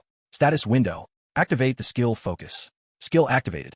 The host has entered into a hyper-focus zone, and he can't be distracted by the outer mediums. After activating the skill, he could no longer hear the noise of the crowd. Suddenly, the environment around him got silent. He turned his head towards the stands. The crowds were cheering loudly, but he couldn't hear anything at all. He then looked at the ball. He could see every little detail in the football. The number of stitches it contained. The stains, the bumps, he could see everything crystal clear. He could see every minute details of the ball. He then looked at the opponent keeper. Drip, drip. He could vividly see the sweat formed at his face. The keeper was panting heavily and looked tense. He was yelling at the defenders to strengthen the wall and close the gaps. There was a mix of emotion in his face. He looked anxious, terrified, and exhausted at the same time. At that moment, Hiro realized that the keeper was nervous about the free kick, and there was some possibility that he'd fail to save the ball due to his nervousness. Due to his skill, he could hear what the keeper was whispering even though he was far away from him. He looked at his teammates. They all were whispering something as well. Some praying, some whining. He could hear each and every one of them clearly just by focusing on their lips. Damn, the skill really lives up to its name. Hiro whispered in awe. Beep. Sigh. He took in a deep breath and released it. As he stood in front of the ball, the referee blew his whistle. Hiro knew exactly where to hit the ball to get his desired result, and the skill made it easier for him to locate that point on the ball. He hit the ball at the lower right part with the inside of his big toe. A panenka? Are you kidding me? That little kid is hitting a panenka? The commentator bewilderingly yelled. As the ball left his feet, it flew over the wall and headed towards the goal. Due to the spin in the ball dropped after reaching its maximum height and curved towards the upper right corner of the goalpost. Swoosh! G.O.A.T. The keeper jumped to save the ball, but couldn't save it. It grazed past his gloves, crossed the goal line, and touched the net with a swoosh sound. After that brilliant panic goal from Hiro, the game was tied. And as the players got into their respective position to continue the match, the referee blew the final whistle and ended the match. Unable to decide the victor in full 40 minutes, the game went into penalty shootout to decide the victor. Since it was a kids' game, there was no extra time as it would be too much for the kids. What an amazing match it was. At first, the game looked pretty much one-sided. But just with the appearance of number 19 Kid, the whole rhythm of the match changed. What an unbelievable player. Since the game has ended with a tie, the victor will be decided by the penalty shootout. And it looks like Little Boys Youth Club will be the first one to take the shootout. The opponent player with number 2 on his back stood in front of the ball to take the first penalty. Beep. Number 2 ran towards the ball and kicked the ball at the lower left corner of the post. Their keeper predicted correctly and jumped towards the left while stretching his arms. Save. The keeper has saved the penalty. What an unbelievable save by the Team 1's keeper. If this continues, they might pull out a win. From his team's side, he was the first one to take the penalty.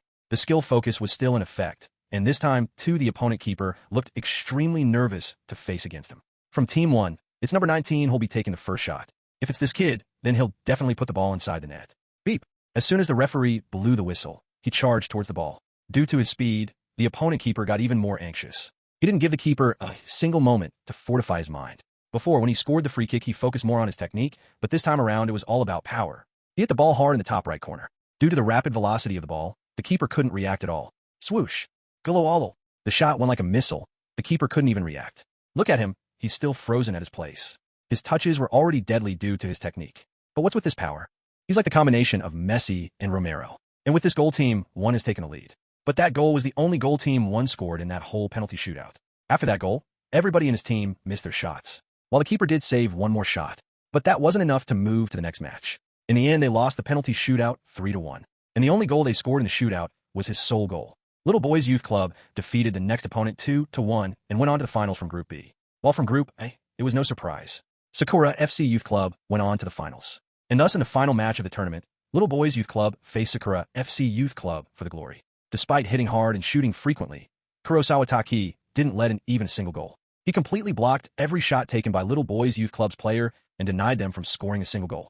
At that single match, Little Boys Youth Club performed 17 shots on target, but they couldn't score a single goal past Kurosawa Taki. However, Sakura FC Youth Club struggled to score against Team 1 as well. The game was scoreless for 39 minutes. And at the final minute of the match, number 7 from Sakura FC Youth Club scored a goal past the keeper of Little Boys Youth Club and won the tournament.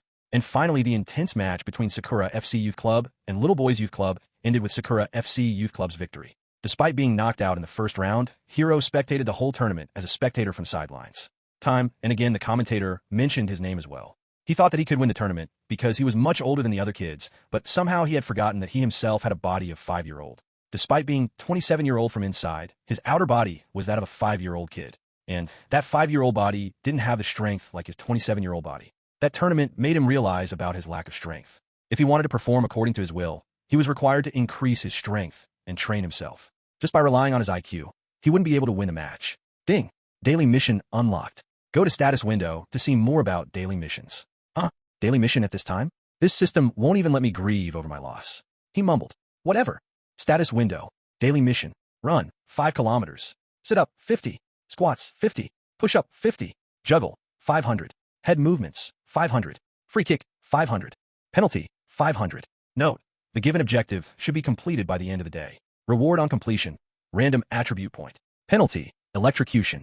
Yo, WTF? Electrocution? Will it give me electric shock every time I fail to accomplish this task? Isn't it too demanding for a kid? I may be 27-year-old, but my body is that of 5-year-old. How the hell am I supposed to complete all this task? Run 5 kilometers?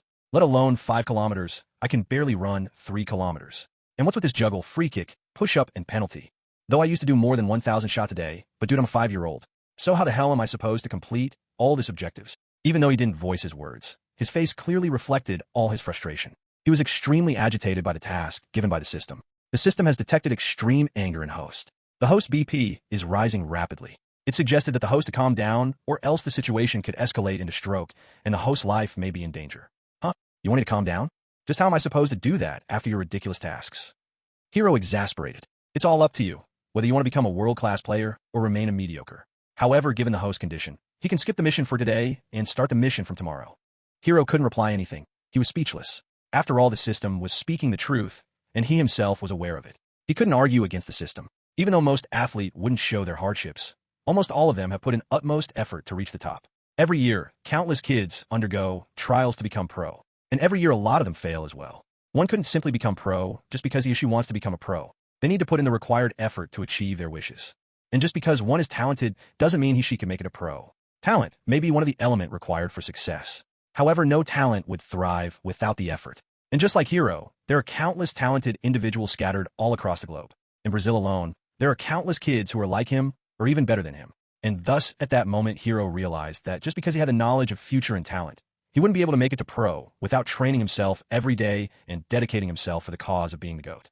While he was making his mind, his father looked at him and saw a burning spark in his eyes. His father was about to inquire him about his well-being and console him for the loss.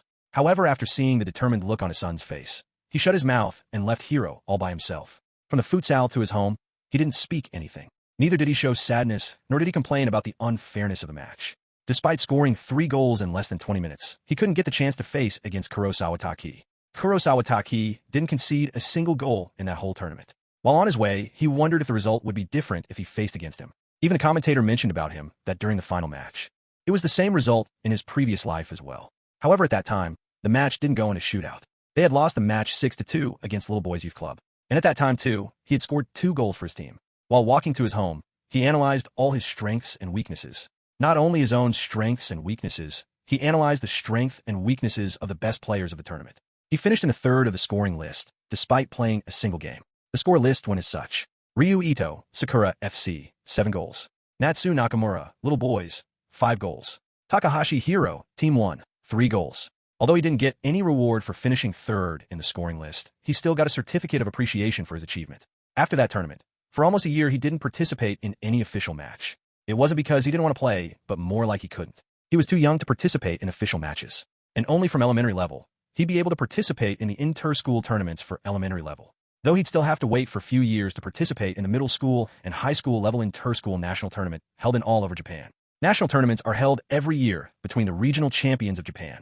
National tournament, as the name suggested, is a tournament held between the different schools in Japan to compete for the glory of being the strongest footballing school in all over Japan.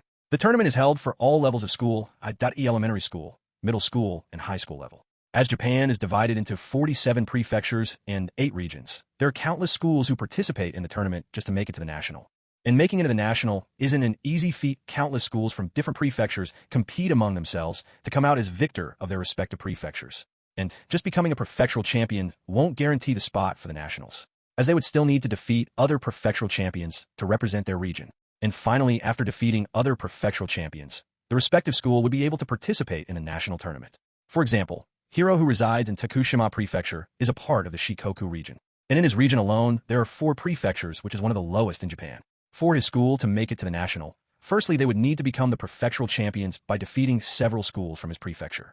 And after that, they would need to defeat 3 more teams to make it to the nationals. Similarly, Tokyo Prefecture, which lies in Kanto region, has 7 prefecture. So if any school from Tokyo want to make it to the nationals, they would need to defeat 6 more schools from other prefectures in order to reach the national. Well, technically, they wouldn't need to compete against all the teams in the region, as a draw would take place, and they would play matches in knockout format to become the regional champions. The system does seem kind of flawed and unfair for the region where there are a lot of prefectures, but nobody can say or do anything about it. That's how the system goes after all. There's also other tournaments beside national tournament. However, national tournament is regarded as the supreme among any other tournament for school-level tournaments. Winning the national tournament, or even making it to the nationals, is a huge achievement for any school. The schools who have won the tournament or made it to the national multiple times are very reputed school. Just by winning or making it to the nationals, the reputation of the respective school would soar to heavens. Thus, the schools in Japan would go crazy over talented players. They would send their scouts in almost every tournament held in the prefecture to scout the most talented individuals. And after scouting, they would offer a ridiculous scholarship for the player if the player met their standards. The system in Japan is similar to that of the business module followed by professional football teams. What school should I attend? Hiro wondered. After graduating from the kindergarten, while lying in his bed, he was wondering about the elementary school he wanted to attend. To avoid his past mistakes, he wanted to choose a different school than his previous life. Let's think about that after a while. I haven't observed my stats for a while. Shall we see what progress I've made after tirelessly completing the daily mission given by that freaking system? He contemplated. For almost a whole year without any breaks, he completed the task given by the system. Even though he failed miserably during his early days, he got a hang of it after repeating the same actions every day. Damn, I don't want to remember that. He stuttered as he remembered the hardships he had to endure during his earlier days. A shiver ran down his spine as he remembered about the moment when he got electrocuted. Because of the shock, he would return home completely tattered. Seeing his miserable condition, his mother couldn't help but worry about him. For the past year, he got scolded countless times by his mother. There were even moments when she banned him from going outside. However, due to his father's effort, he could still train properly. Somehow, after training for a while, he noticed a loophole in the system. Since he had school at 8, he needed to wake up early in the morning to complete half of the sets given by the system. And later in the evening, he could complete the other half and finally complete the daily mission given by the system. Making use of the loophole, he avoided electrocution and also his mother's wrath. Status window. Basic information. Name, Takahashi Hiro. Age, 6 years old. Weight, 21 kilograms. Height, 4 feet. Potential, SSS. Attribute point, 10.05. Roulette tickets, 0. Skills, focus. Title, Master of the Talent Copying System. Regressor, one who possess ethereal talent. Attributes, physical, 31/100, grade D. Dribbling, 69/100, grade B. Pace, 44/100, grade C. Passing, 55/100, grade C+. Shooting, 57 out of 100, grade C+.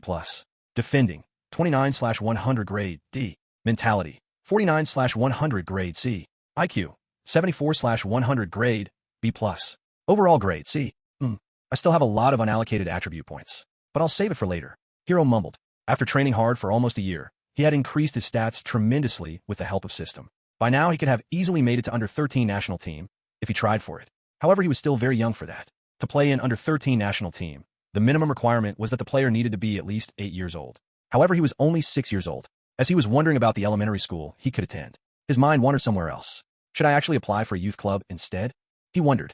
Maybe joining La Masia wouldn't be a dream if I could attend a trial. He started to dwell in his fantasies.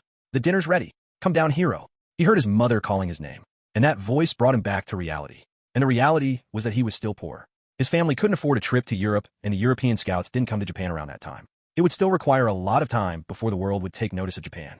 Although Japan was considered a powerhouse football team in Asia, it was nowhere near world level. It was just another average team in the world. And European scouts rarely made their way toward Japan to scout the player. Maybe I should try to win the nationals first, and we'll think of the future afterwards. For now, let's focus on the nationals. He mumbled as he left his room. Thank you for the food. He prayed as he prepared to eat the dinner prepared by his mother. It was plain dinner with rice and few side dishes made up of fish and potato. As he stuffed the food in his mouth, his mother questioned him. Which school do you want to attend, Hiro? No, I am not sure yet, he replied while chewing. Let him complete his dinner first, and we'll talk about that later. His father interrupted. And finally, after completing dinner, all three of them sat at the dining table to talk about his decision. Tokushima Elementary School is the nearest one, so why don't you attend that school? His mother exclaimed. It was the same school he had attended in his previous life, so he was somewhat hesitant of attending the same school once again. Plus, there was no football team in Tokushima Elementary School, and it would take another 2 years for the school to gather players required to form a football team. Thus, he was somewhat hesitant of joining Tokushima Elementary School. Honey, don't pressure him. Let him decide on the school that he wanted to attend. His father spoke in a soft tone. But it's the closest school in the neighborhood, so I think it'd be better for him to attend it. And how can a kid who's barely 6 years old even decide for himself? His mother argued. Seeing her irritated face, his father went silent. Even if he was the man of the house, his mother was the one who made the decisions. But Mom, the school doesn't even have a football team. Hiro tried to resist his mother's decision. So what about it? You're going to school for studies, not for football. His mother yelled. Seeing her response, he knew that he wouldn't be able to convince her. She was adamant about her decisions. But even so, he didn't want to waste his 6 precious years in a school with no football team, even though he could still play football and train in the park. But that wouldn't help him develop as a player. What he needed was practical experience, and he wouldn't gain experience by playing disorganized, friendly matches. So it's final.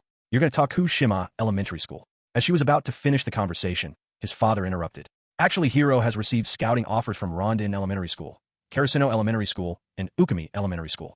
Huh, why didn't you tell me, Dad? As the topic of the school that wanted to scout him was brought onto the table, Hiro got mad at his father for hiding the information from him. Rondon Elementary School was a non-profit school funded by the various charitable trusts in London, and currently it was the best school in Tokushima Prefecture for football, although it had never won the Nationals, but it had made it to the Nationals several times. For past 7 years, it had been dominating the prefectural competitions and making it to the regionals, and for past 2 years, it had continuously reached the Nationals. It was a powerhouse elementary-level football school in all over Tokushima Prefecture. Although Karasuno Elementary School have failed to qualify for the regionals for past 2 years because of Rondon Elementary School, it was still regarded as one of the powerhouse elementary-level football school in Tokushima Prefecture, just like Rondon Elementary School. And unlike Rondon Elementary School, it had actually won the Nationals once a long time ago. But what surprised him even more was to receive offer from the newly formed elementary school at Ukami Elementary School. Although it was still a newly formed school, having knowledge of the future, Hiro knew about the potential of that newly formed school. Due to its excellent scouting, the school would gather countless exceptional talents and go on to challenge both Rondon Elementary School and Karasuno Elementary School for the spot in Nationals. However, it would always fall short to grab the spot for Nationals. After thinking for a while, his mother spoke. But both Rondon and Karasuno Elementary School are far away from here, so he'll escort Hiro to school. I both have jobs. Hiro knew that if he remained silent, his mother would send him to Tokushima Elementary School. And before that happened, he needed to raise his voice. But what about Ukami Elementary School? Hiro mumbled. What about it? It's not that far away from here, and it's only 30 minutes away from bike. Hiro tried to persuade his mother. But since it's a private school, the fees must be ridiculously expensive. His mother replied with a worried face. Actually, you don't have to worry about that matter. All 3 of the schools have offered him sports scholarship, so he won't need to pay a single yen. Huh, you're not joking, right, dear? If you are, then don't even think about having a single sip of beer for an entire month. No, I'm not joking. I'm telling the truth. They're offering him full scholarship. His father replied in a flustered tone. As soon as she heard about scholarship, the expression in her face quickly changed. Just like chameleon changing its color, his mother's expression changed as soon as she heard about scholarship. He knew for a fact that his mother was very fond of money, and she was that cheapskate who'd buy tons of items if they were offered for sale, even if they didn't need it. We'll go visit them tomorrow, his mother concluded. And just like that, it was decided that he would attend Ukami Elementary School. Even though Hiro wanted to attend Rondon Elementary School or Karasuno Elementary School, he was still satisfied with attending Ukami Elementary School rather than Tokushima Elementary School. Next day, early in the morning, Hiro set out to Ukami Elementary School with his parents. Both of their parents applied for a leave to accompany him to the school. They left their home at 10 a.m. and took a train to the school. It would have taken them longer if they were to bike to the school. But since they took a train to commute to the school, they reached their destination in only 10 minutes. At 10:20, they stood in front of the Ukami Elementary School's main gate.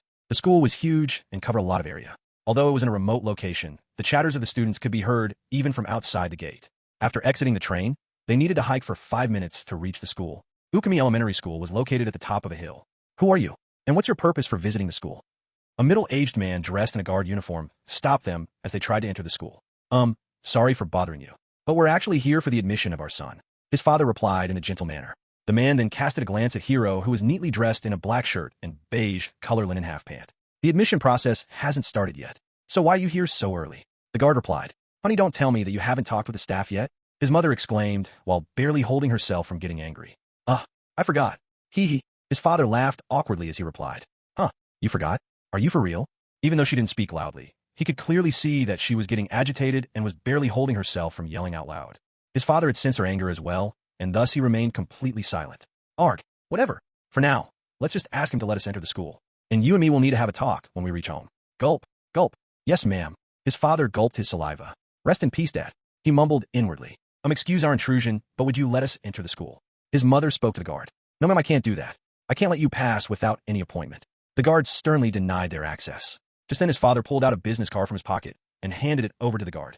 The guard, as soon as he witnessed the card, went over to his booth. Please wait here for a while. He then started to call someone. As soon as he finished speaking, he opened the gate. Please come in. I didn't realize that you were invited by Sakamoto-san. Please forgive my rudeness. The guard apologized as he let them in. It's all right. You're only doing your job. But where do we need to go? His father replied as they walked inside. The school was gigantic. There was a 4-story tall building with a gigantic clock at the entrance of the building. Aside from the main building, there were 4 more buildings. No worries, I'll escort you. The guard then began to escort them towards the principal's office. While they were being escorted towards the principal's office, the guard then began to introduce about the general layout of the school. The main building had almost more than 60 classrooms, several storerooms, several science labs, and other facilities. There were also 2 gymnasium and a large auditorium present in the school. Cafeteria was in a separate building. The football ground was behind the main building and in front of the dense forest. He said that the football ground was surrounded by nets to prevent the ball from going astray, and the whole school was surrounded by sturdy walls. Hiro's anticipation grew as the guard mentioned about the football ground. He was more concerned about the football ground than the various sumptuous facilities provided by the school. Finally, after 10 minutes of walking, they reached the principal's office. It was in the 3rd floor of the main building. I can only escort you up to here. The guard spoke as he left them in front of the door of the principal's office. Knock, knock, please come in. As they knocked the door, they heard a voice of a woman coming from inside the principal's office. Pardon our intrusion. They entered the office. As they walked in the office, they were greeted by 4 peoples. The principal's office was extremely spacious and neatly clean. Several certificates and photos were hung up on the walls of the office. At the center of the room, there was a huge table and sofa on its either side. At the end of the table, there was another table with an opulent chair. In that chair was seated an old man who looked like he was in his 60s, and beside him was a beautiful young lady who looked like she was still in her 30s. And finally, at the sofa, there were 2 men seated next to each other. One looked like he was still in his 50s while the other looked younger than him. Please be seated. The young lady escorted them towards the empty sofa. And as they took their seat, the young man opposite to them spoke. It's a pleasure to meet you once again, Takahashi-san. No. The pleasure is all mine, Sakamoto-san.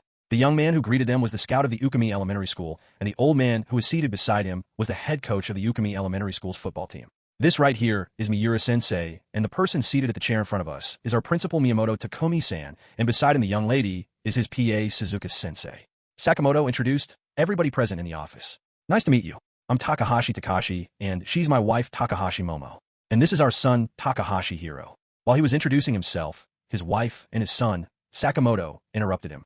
We are well aware of your son. Aren't we all gathered here to discuss about his possible admission in our school? While Sakamoto-san was speaking, head coach Miura interrupted him. Sorry if I sound rude, but with all due respect to Sakamoto-san, I can't believe the exaggerated words of Sakamoto-san. His words sounded extremely ridiculous to me when he mentioned about Hiro's skill previously. So if it's all right with you, can we test his skills? Head coach Miura turned his head towards the principal as if he was asking for his approval. Noticing his intention, Principal Miyamoto Takumi agreed to his request. If it's not a problem with you, Takahashi-san, can we examine Hiro's skill? The principal asked his father. His father hesitated a bit. This wasn't what he had been expecting. He glanced at Sakamoto-san, but he remained completely silent. But he hasn't brought his cleats right now. That's all right, we'll ask one of our players to lend him the boot for a while. The coach replied. Listening to the words of head coach, he could no longer deny them, and thus, he hesitantly took a peek at Hiro. Without saying any words, Hiro nodded his head. Well, I guess we can do that since it looks like Hiro doesn't have any problem with it. Sorry for this unreasonable request, but our reputation is at stake, so we couldn't just take him in without analyzing his skills firsthand.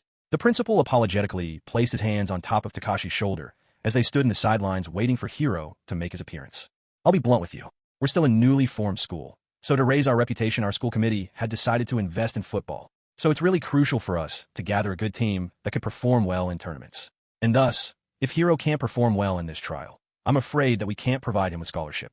I hope you can understand what I mean. The principal exclaimed bluntly without holding back. Upon listening to the words of principal, Takashi looked at his wife, but it seemed like she didn't hear anything at all as she was staring intently at the storeroom beside the pitch. Go to class 4B and tell Mark to come to the pitch. Also tell him to put on his gears. Coach Miura ordered the student who had lent his boots to Hiro. The school was open and the classes were running as usual. It was 11:45 a.m. right now, and there were still 15 minutes left for the lunch break. The ground was open for everybody during school hours, and only after the end of school, it was reserved for football teams on normal days. After getting dressed in the team's locker room, Hiro made his way towards the pitch. As he made his way towards the pitch, he intently stared at the pitch in front of him.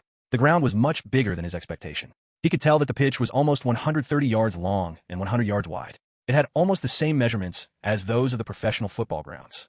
There were also few posts lying in the ground. The permanent goalpost was designed for professional players rather than for kids, and thus there were 2 more pairs of goalposts. The size of one pair of the goalposts was the same as that of the futsal, and the other pair was a mini post. Not only had they provided him with the cleats, but they had also provided him with the team's jersey. The jersey of Ukami Elementary School's football team was plain black with golden stripes around neck and cuff. The logo resembled the shape of a wolf's head, which was silver-white. Who's that? Had I seen him before somewhere? He was confused by the appearance of a new person in the pitch. Aside from the 4 people in principal's office, there was a new face in the ground. A man who looked like he was still in his 20s was arranging the training equipment in the ground, and somehow he was getting a feeling of nostalgia from that person. Come over here, quick, Hiro. While he was wondering about the identity of the new face, he heard the voice of Coach Miura. Hearing his voice, he ran towards Coach Miura. Look, I want you to dribble past those cones zigzag as fast as you can. But there's a catch. As you go left, you can only use your left foot, and as you go right, you can only use your right foot. Also, you can't touch the cone, and neither can you kick the ball far away from the cone. Did you understand? Yes, sir. As he stood in front of the cones, he noticed that the gap between the cones was barely enough to fit 2 balls. The gaps were extremely tight, and if he slipped even a bit, he'd have touched the cone. The drill was extremely difficult.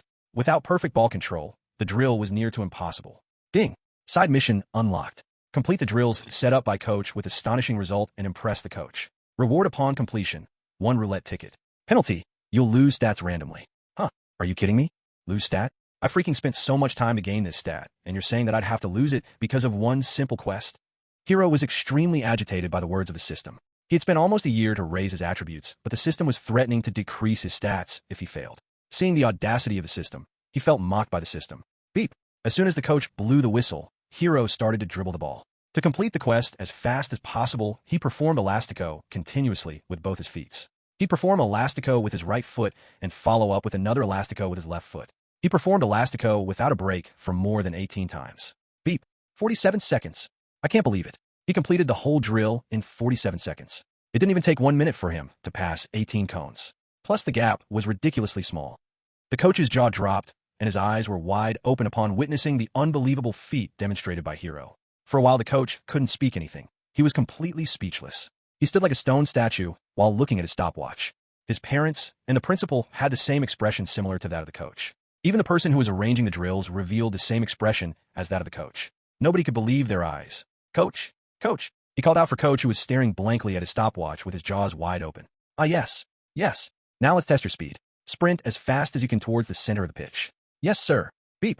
To increase his speed, Hiro put all of his body weight in his toes and dashed forward with explosive strength. Beep. 17 seconds. How can a kid run this fast? WDH. The coach couldn't believe that a kid who was barely 6 years old sprinted 75 yards in 17 seconds. However, that wouldn't be the last of the surprise he would be getting during that trial. Hiro completely shattered every expectations of the coach. Mark is here, coach. As he was performing the individual drills, a 5 feet tall kid made his way towards the pitch. With a tan skin and blonde hair, he looked like a foreigner. Huh? He doesn't look like Japanese. Hiro mumbled, looking at him. Come here, Hiro. Let me introduce you to him. This kid with blonde hair is our team's goalkeeper. His name is Mark Yudo, aka Titan. And Mark, he's our new recruit, Takahashi Hiro. Japanese? I thought that he'd be a foreigner. Hiro's eyes were wide open in shock. Huh? Yes. He's Japanese. His mother is German and his father is Japanese. That's why he looks like a foreigner. But rest assured, he's Japanese. The coach revealed that Mark was half German and half Japanese, and he could clearly see why he was called Titan. He was ridiculously tall for an elementary-level school kid. As they finished their introduction, the coach ordered Mark to head over towards the goalpost. However, he didn't place him in the post for kids. Rather, he placed him in front of the post for adults. After that, the coach told him to score a free kick against Mark from 30 yards away to test his shooting power and shooting technique. As he stood 30 yards away from the post, the person who was arranging the drills placed few mannequins to act as a wall in front of him, and he began to shoot the ball. Chatter! Chatter! A huge crowd of students gathered around the sidelines of the pitch. Wow, what's happening over there? One of the students asked another student while pointing his finger at the crowd ahead. I don't know, but there's a kid who's barely 4 feet tall scoring goal against Mark. Huh, Mark? You mean the school football team's captain and the Titan goalkeeper? Yes. He's scoring goals effortlessly against that Mark. Oof. He must be scoring penalties. But even scoring penalties against Mark is incredible. But he's scoring against him from 30 yards free kick. Are you for real? If you don't believe me, then why don't you go and see for yourself? As they finished their conversation, both of them rushed towards the pitch. There in the pitch, Hiro stood in front of the ball, 30 yards away from the goalpost. Mark looked extremely tired. As he kicked the ball flew with a rapid velocity towards the upper right corner. Mark jumped towards the ball, but he couldn't even touch the ball. Whoa, goal! As the time passed, more and more students started to show in front of the pitch, and the cheers of the crowd only intensified as the clock ticked. Witnessing the huge crowds of students, the principal started to get anxious. He feared that the trial would disrupt the school schedule, and thus, he started to walk towards Coach Miura. I think we've seen enough, Coach, haven't we? As he walked closer to Coach Miura, he tried to stop the trial. We still haven't tested him enough, the coach grunted. Sigh, the crowd is getting out of control, so it's best that we stop the trial for now. Just tell me, would you like to sign him in your team or not? Principal Miyamoto tried to convince Coach Miura, who wasn't willing to end the trial. But as Coach Miura noticed the huge crowd of students, he reluctantly agreed to Principal's suggestion. It's not whether I want him or not, Principal Miyamoto. We must definitely have him. Even if we have to provide him with additional incentive, we mustn't let him go. I can bet my name on it that he's a generational talent that only shows once in several centuries. After witnessing Hiro's skill firsthand, Coach Miura was full of Hiro's praises. Understand, Coach. Hiro, you can stop now. Coach Miura commanded. And just like that, Hiro was signed by Ukami Elementary School. Not only did he get a full scholarship, but the school decided to sponsor him with every equipment he required for his training. The sponsorship included jerseys, boots, shin guards, balls, etc. Ding! Congratulations for the host for completing the task. One roulette ticket has been awarded for the host for the successful completion of the quest. Due to the excellent results shown by the host has been granted with a silver ticket instead of a bronze ticket. Please use the ticket in the roulette wheel. I'll save it for now.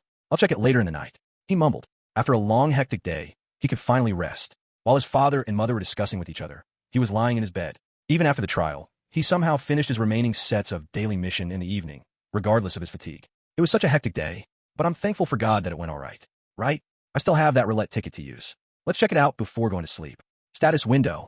As he mentioned status window, the blue panel appeared before his eyes.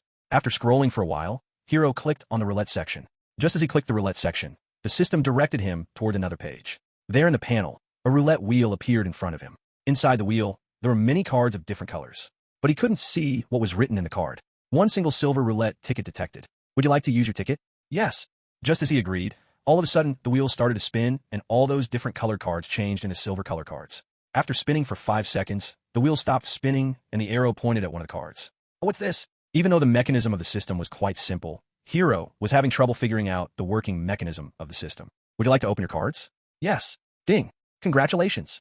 The host has gained a new skill. Skill, perseverance. Skill info. The host can get unlimited stamina during the usage of this skill regardless of his fatigue. Skill CD, 24 hours. Skill duration, 15 minutes. Damn, I can probably use this skill every time the game goes into extra time. With the usage of this skill, I can completely catch the opponent team off guard. Just when did this system get so generous? Now I really wonder what kind of ridiculous skills are hidden behind other cards. Hiro smiled cheekily while reading the skill description. System, can you explain in detail about the working mechanism of the roulette wheel? Even though he had gained a new skill from the roulette wheel, he was still confused about the working mechanism of the roulette wheel. So, to better understand the working mechanism of the roulette wheel, Hiro inquired the system. Roulette wheel, a section of the system where the host can get rewards at random. The rewards drawn by the host are completely random, and it entirely depends on host luck. I see the rewards are at random, and roulette wheel is just like a lucky wheel. But what about the tickets? The host can gain tickets by completing the quest given by the system. Different tickets grant different rewards. Bronze ticket grants random attributes. Silver ticket grants random skills. Golden ticket grants the ability to copy random talent of any player in the world, and diamond ticket grants other attributes, skills, and talents excluding football. Note, the host can only gain the talent of the players who are currently playing or have played professionally. The future players will not be included. I understand everything mentioned by the system, but I can't understand that diamond ticket part. A player needs other abilities beside football as he/she progresses forward. For example, he/she would need to speak multiple languages, deal with press and media, etc. And thus host can draw other skills from the diamond ticket to make the host's life more easier. Oh, I get it now. Indeed, to have a successful career in football, the player needs to tackle many things beside football as well. Many players in Europe fail to live up to their potential due to language barriers after all. He finally felt like that he understood the working mechanism of the roulette wheel. However, he was getting extremely sleepy due to the day's exhausting events. Unable to keep his eyes open, he fell asleep while reading the descriptions provided by the system. Even after enrolling to Ukami Elementary School, the orientation for the new students would start after 2 weeks. And thus, he'd have to wait for another 2 weeks to finally attend the school.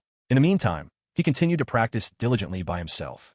With the training equipment sponsored by the school, he could train even more effectively than before. Hiro, come fast, or else we'll be late for school. His mother yelled from downstairs.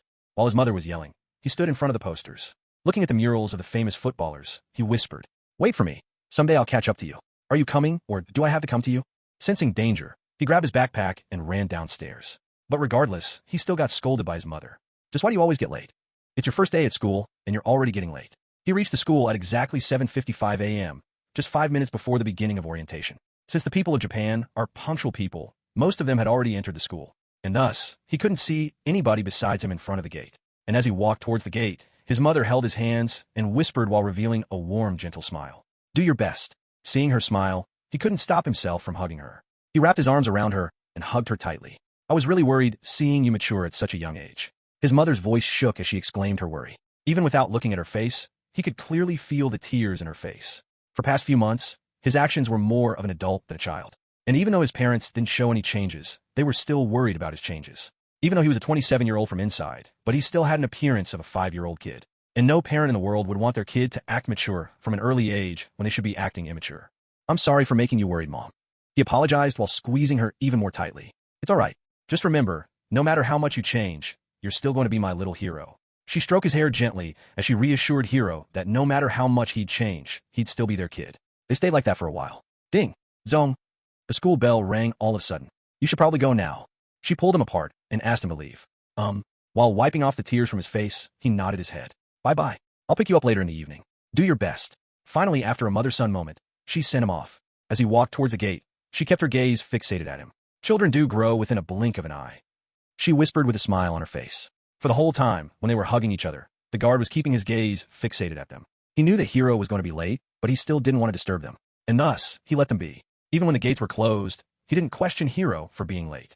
He simply let him in, without asking any questions. Chatter, chatter. Just as he walked inside the auditorium where the orientation for the new students was being held, he noticed a huge crowd of students. Most of the students were gathered in groups, while only few were standing alone. The students who were gathered in groups were cheerfully conversing with each other, while the students who were all alone looked really anxious. He shook his head from left to right, but there wasn't even a single person whom he was familiar with. Every faces were new to him. Even in his previous life, he didn't have many friends. Sigh, guess I'll be alone this time as well, he murmured. Just then, one of the students made her way towards the stage and announced. All of the students are requested to stand in queue of their respective classes. After the announcement, everybody started to form a queue. However, he looked absolutely clueless. He didn't have any idea about which of the queues in front of him belonged to his class. Maybe I missed the earlier announcement because I arrived late. He wondered if he had missed some earlier announcement because of his delay. To save himself from embarrassment, he quickly joined the queue, which was close to him. As everybody lined up in a queue, the principal made his way towards the stage. Good morning, students. I'm Miyamoto Takumi, the principal of Ukami Elementary School. After introducing himself, the principal began to talk about the history of the school. And for a while, the lecture continued. Hiro started to get bored by the boring lecture of principal. Out of boredom, he started to wander his eyes. As he wandered his eyes, he noticed that he wasn't the only one who was getting bored by the principal's lecture. But even so, nobody dared to make a single noise. While wandering his eyes, he caught a glimpse of a familiar face. Far in the left corner, a student with a ridiculously tall height caught his attention. Wasn't he the keeper of the school's football team? But what was his name again? Despite remembering his face, he forgot his name. Our school focuses both on the academics and extracurricular activities. And our school offers a wide range of clubs. So students are encouraged to join one within a week's time. And before we end the orientation, I'd like to add one more thing. Welcome to Ukami Elementary School. Finally, after 15 to 20 minutes, the principal ended his lecture and dismissed the students. Nothing much happened during the school hours. Neither did he interact with anybody, nor did anybody approach him. It was a peaceful day. Ding! Zong! At exactly 3 p.m., the school ended. Before you go, make sure to visit your respective clubs, the teacher exclaimed while collecting his books. As soon as the teacher left the classroom, he dashed outside. He was the first student to leave his classroom. Since it was his first day of school, he didn't pack his books. Instead, his bag contained his cleats and jersey. He might have not remembered most of the things regarding the school, but he didn't forget where the ground was located and where he needed to change his clothes. Why is nobody here yet? He mumbled as he stood in front of the pitch, all alone. Well, you're here, quite early. The same guy from the time of his trial who helped the coach with the trial appeared behind him. Hello, I'm Takahashi Hiro. He bowed his head as he introduced himself. I know about your identity. By the way, I'm Eamon Honda, the assistant coach of Ukami Elementary School. It'll take a while for them to show up on the pitch. So why don't you warm up for a while? Honda suggested. As suggested by Honda, he began to stretch his body. After stretching, he started to run around the pitch. Eamon Honda, where have I heard that name? While jogging, he wondered why that name felt so familiar. Right, isn't he the future coach of U-21 team of Japan? He finally remembered about Honda's identity. Even though he never made it to national team in his previous life, he kept tab of everyone who made significant impact in the national team.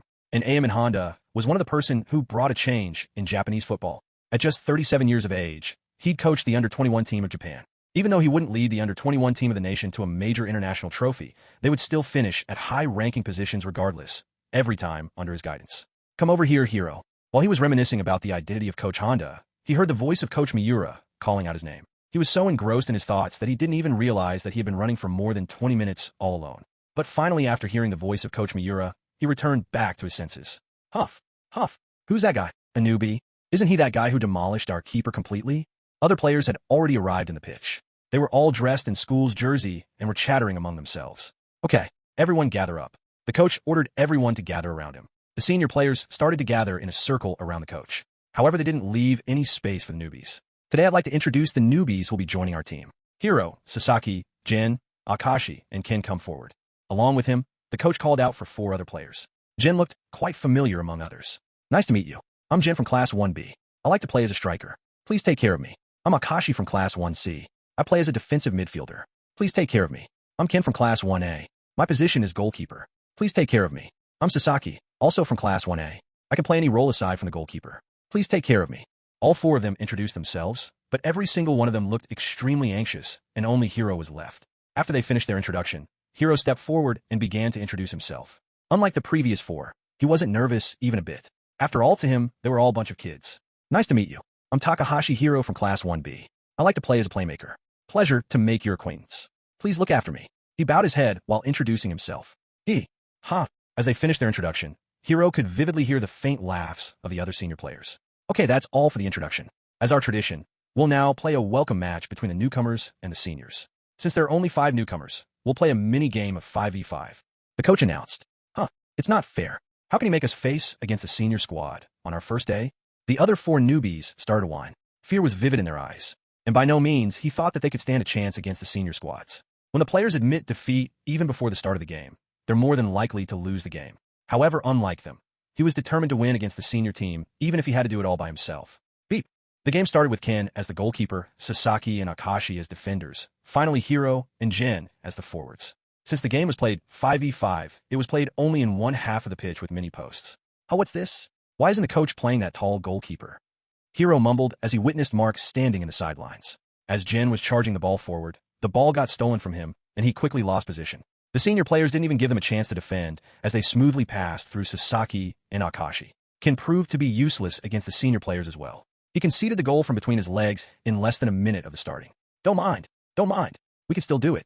Hiro tried to encourage his teammates. However, they continued to make mistakes. Jin was extremely overconfident. Even though he got his ball stolen many times, he didn't stop charging the ball forward all by himself. Pass! Hiro shouted. However, Jin ignored his calls and continued to attack all by himself. The senior players rushed at him and quickly cornered him. Pass! Hiro kept on shouting, but Jin kept on ignoring him. Jin was playing extremely selfish and only wanted to score all by himself. He didn't pass and tried to dribble past the opponent defenders. But this time as well, the ball got stolen from him. He couldn't retain the ball. What is he doing? Don't he know how to pass the ball? Akashi exclaimed in frustration. Jin's selfish play costed them another goal. Why don't you pass the ball? Akashi walked towards Jin and grabbed his collar. Beep. Honda, Sam blew the whistle to warn Akashi of his behavior. TCH. Akashi clicked his tongue as he let go of Jin's collar. It hadn't even been 10 minutes, and they were already down by 2 goals. As the game progressed, their form kept on deteriorating. And Hiro, who was all by himself, couldn't do anything at all. Once again, he found himself in the same precarious situation, just like he did during the futsal tournament. Hiro took a peek at the faces of his teammates. Most of them showed no concern at all, and it looked like they had already given up on the match. However, Akashi's face said otherwise. He hadn't given up on the match. Oh, there's still somebody who hasn't given up on the match. Hiro murmured. From a moment he landed his eyes on Akashi, he had every reason to keep a distance from him. Spiky hair, eyes shaped like fish, a face that looked extremely tensed, and to top it all, he had a very loud voice. Akashi's appearance and his manner of speech gave him the impression of the typical hot-headed guy that appears in most of the manga and anime. After conceding the second goal in less than 10 minutes, it was already difficult for them to make a comeback. But having an uncooperative teammate in the team made the matter even worse. Thus, even though he reluctantly wanted to keep a distance from Akashi, he didn't have any other choice but to depend on Akashi if he wanted to win the match. Beep. On the 15th minute of the game, they conceded another goal, and this time as well, he didn't even get to touch the ball. What do you want, shorty? Akashi replied in a harsh tone. He seemed extremely agitated. Do you want to win the match? So what if I want to win the match? I can help you to win the match. Go away. I'm not in the mood to joke. Akashi grunted and turned around. Just pass me the ball once, and if I can't score the goal, then I'll play as a defender instead. Hiro yelled. However, Akashi didn't respond at all and went over to his position. Due to the unresponsiveness of Akashi, Hiro had no idea if he was willing to cooperate or not. Beep. Unsure about whether or not Akashi would cooperate with him, he had no choice but to trust him. With the sound of the whistle, Hiro kicked the ball backwards towards Akashi instead of Jin. Please pass me the ball. Please pass me the ball. As he dashed forward, he started to pray. He looked behind him to see whether the ball was coming towards him or not. To his surprise, the ball did come towards him. After he passed the ball towards Akashi, he dashed towards the opponent's goal without looking back, hoping he'd somehow get the ball back. After the ball was played towards Akashi, the opponent players rushed towards Akashi to steal the ball. Just then, as the opponent players were drawn towards Akashi, he kicked the ball hard towards the direction where Hiro was running. Thank you, Akashi, for trusting me. But why do I feel that he kicked the ball a little too hard? Wait, it'd definitely go out of bounds if I don't trap it in one touch. Even though Akashi did pass the ball to Hiro, he hit the ball a little too hard. However, Hiro still tried really hard to reach the ball. After attaining some height, the ball began to drop rapidly. Step, step, step. Making full use of his hamstrings and foot muscles, he sprinted towards the ball with all his might. However, he was still some distance away from the ball, and no matter how much he tried, to everyone it looked like that the ball would go out of bounds. Contrary to everybody's expectation, he leaped forward while stretching his right leg. Almost at the periphery of the boundary line, his toe touched the ball. The ball bounced behind him over his head as it touched his feet. What the F? He saved that ball? Thwack. Even though he managed to save the ball by jumping towards the ball, he couldn't land properly on his feet and crashed against the protective net. The opponent defenders were still far away from the ball, and it would definitely take them some moment to reach the ball. Even though he crashed against the net, he instantly picked himself up and ran towards the ball. Besides him, the opponent keeper was the only other player who was close to the ball, and he didn't waste any time as well. Just like him, the opponent keeper rushed towards the ball as well. Both of them competed for the ball. It seemed like that the keeper would somehow block his course, even though he'd get to the ball before the keeper. As the keeper ran towards the ball, he hid his arms behind his back to prevent any possible PK. Hiro was the first one to reach to the ball. However, the keeper caught up to him and stood in front of him to defend against him. Unlike the previous defenders he had faced before, the keeper didn't leave him any space to dribble. His defense looked extremely flawless. Being a keeper, he didn't open his legs, and he was conscious of his left and right side as well. I don't see any space. What should I do now? He began to wonder. Neither could he dribble the ball from his left nor from his right. The keeper had blocked all his route. Just where did a keeper like this come from? His defense is already on par with pros, but I don't remember him. Shouldn't this kind of keeper be playing in national team? For the first time in the match, he looked really anxious. Hiro couldn't figure out the identity of the keeper in front of him. Despite showcasing such an amazing talent, he hadn't heard about him in his previous life. Even Kurosawa Taki, who didn't let in a single shot during the futsal tournament, paled to the comparison of the keeper in front of him. Now, I get why the coach didn't play that tall keeper. He mumbled. While carefully moving the ball forward, he took a peek at the keeper's face. His eyes were glued on the ball at his feet, and he had completely blocked his route. He tried to perform a body feint to misguide the keeper, but the keeper didn't even react a bit. As if the keeper was aware of his tricks, he didn't show any reaction to his feints. Just then he noticed a gap between the keeper's legs. He tapped the ball lightly, but the keeper was quick to react. He lunged his left leg and closed the gap instantly. The keeper deliberately let a gap in his legs for Hiro to try to pass the ball between his legs. And just like he predicted, Hiro indeed tried to pass the ball between his legs. But to his surprise, the ball rolled over his head instead. Hiro kicked the ball lightly with his left leg, but before the ball reached the keeper's legs, he gently tapped beneath the ball with his right feet and chipped the ball above the keeper's head. The keeper, who was already on the ground, couldn't react to the uncertain move of Hiro and was left dumbfounded. Before the ball dropped, Hiro hit the ball in midair and scored a brilliant volley goal. Beep. Yeah. Woo. Unbelievable. Everybody in the pitch was stunned by his play. Nobody could believe their eyes. They looked at him with disbelief. Even his teammates were having a hard time to digest the fact that they had scored a goal against the senior team. While everybody were cheering, Hiro ran toward the post. He then took the ball out and ran towards the center of the pitch while carrying the ball. He didn't want to waste any time to cheer as his team was still down by 2 goals. Even though he scored a goal against the senior team, they were still losing the match by 3-1 score. You freaking did it. Akashi exclaimed in ecstasy. Yes, but we still need 3 more goals to win the match. Hiro replied. Yeah, that's right. We're going to win the match. Akashi clenched his fist and stretched his hand towards Hiro. What do you want? He inquired while looking at the fist of Akashi. Hiro didn't realize that Akashi simply wanted to do a fist bomb. Akashi didn't reply anything and kept on pointing his fist towards Hiro. Oh, I see. Hiro finally realized the meaning behind Akashi's gesture. He then gently tapped Akashi's fist with his fist and performed a fist bomb. Thwack. Let's score 3 more goals and win the match. He exclaimed as he placed the ball at the kickoff position. Beep. The opponent team started the kickoff. And from the moment they started the kickoff, they didn't make any mistakes. Unlike Hiro's team, their coordination was top-notch. Nobody among them acted selfish. They were all well organized. And every time his teammates would rush towards the ball, they would immediately pass the ball to other player. The game of cat and mouse continued for a while. The ball was the mouse and they were the cats. Every time they tried to take hold of the mouse would run away from them. As they tried to snatch the ball away from the senior players, they only exhausted themselves. Every single player in the senior team played so brilliantly that they couldn't even get near to the ball. Unable to snatch the ball, they began to man-mark every senior players. But man-marking only works when each and every individual is capable of stopping the respective players that they are man-marking. And in terms of overall ability, it was evident from the moment they stepped on the pitch that they lacked far behind to the senior players. Even though Hiro surpassed every other player in the field in terms of skills and potential, he couldn't do anything at all. Marking him as a threat, the senior players didn't even let him touch the ball. Tisich, they're not even letting me touch the ball. Hiro clicked his tongue in frustration. The opponent players would pass the ball back to the keeper every time Hiro rushed towards the player with the ball. As if they were openly admitting that they couldn't take him by themselves, they took absolutely no chance against him. But even after passing the ball back to the keeper, they didn't try to waste time. Instead, the keeper would instantly pass the ball forward and initiate a counterattack. The keeper was playing the role of the anchor who'd control the tempo of the game. Hiro's teammates would once again prove to be absolutely useless against the senior players in terms of individual skills. As the keeper would kick the ball towards their goal, Sasaki would find it troublesome to stop the senior player. Ken would come out of his post to defend the ball and leave the post wide open. Taking advantage of the situation, the senior players would simply pass the ball between themselves to score in an open post instead of trying to dribble past the keeper. At the 34th minute of the match, Ken would once again make the same mistake of leaving the post as he did many times during the match. It would nearly cost them another goal. However, Akashi would go on to block the ball with his face. After passing through Sasaki and Ken, the opponent player would shoot the ball in an open post. Just then, Akashi would jump sideways and take the shot on his face. He would successfully manage to block the shot. The ball would then fall on Sasaki's feet after the rebound. Sasaki would quickly get cornered as the opponent striker would rush towards him. Luckily, Hiro, who dropped deep to defend against the opponent's attack, would find himself near to Sasaki. Despite being pressured by the opponent striker, Sasaki would pass the ball to Hiro. And at 35th minute of the match, Hiro would go on to score his second goal against the senior team. The senior team would continue with their tactic even after conceding the second goal.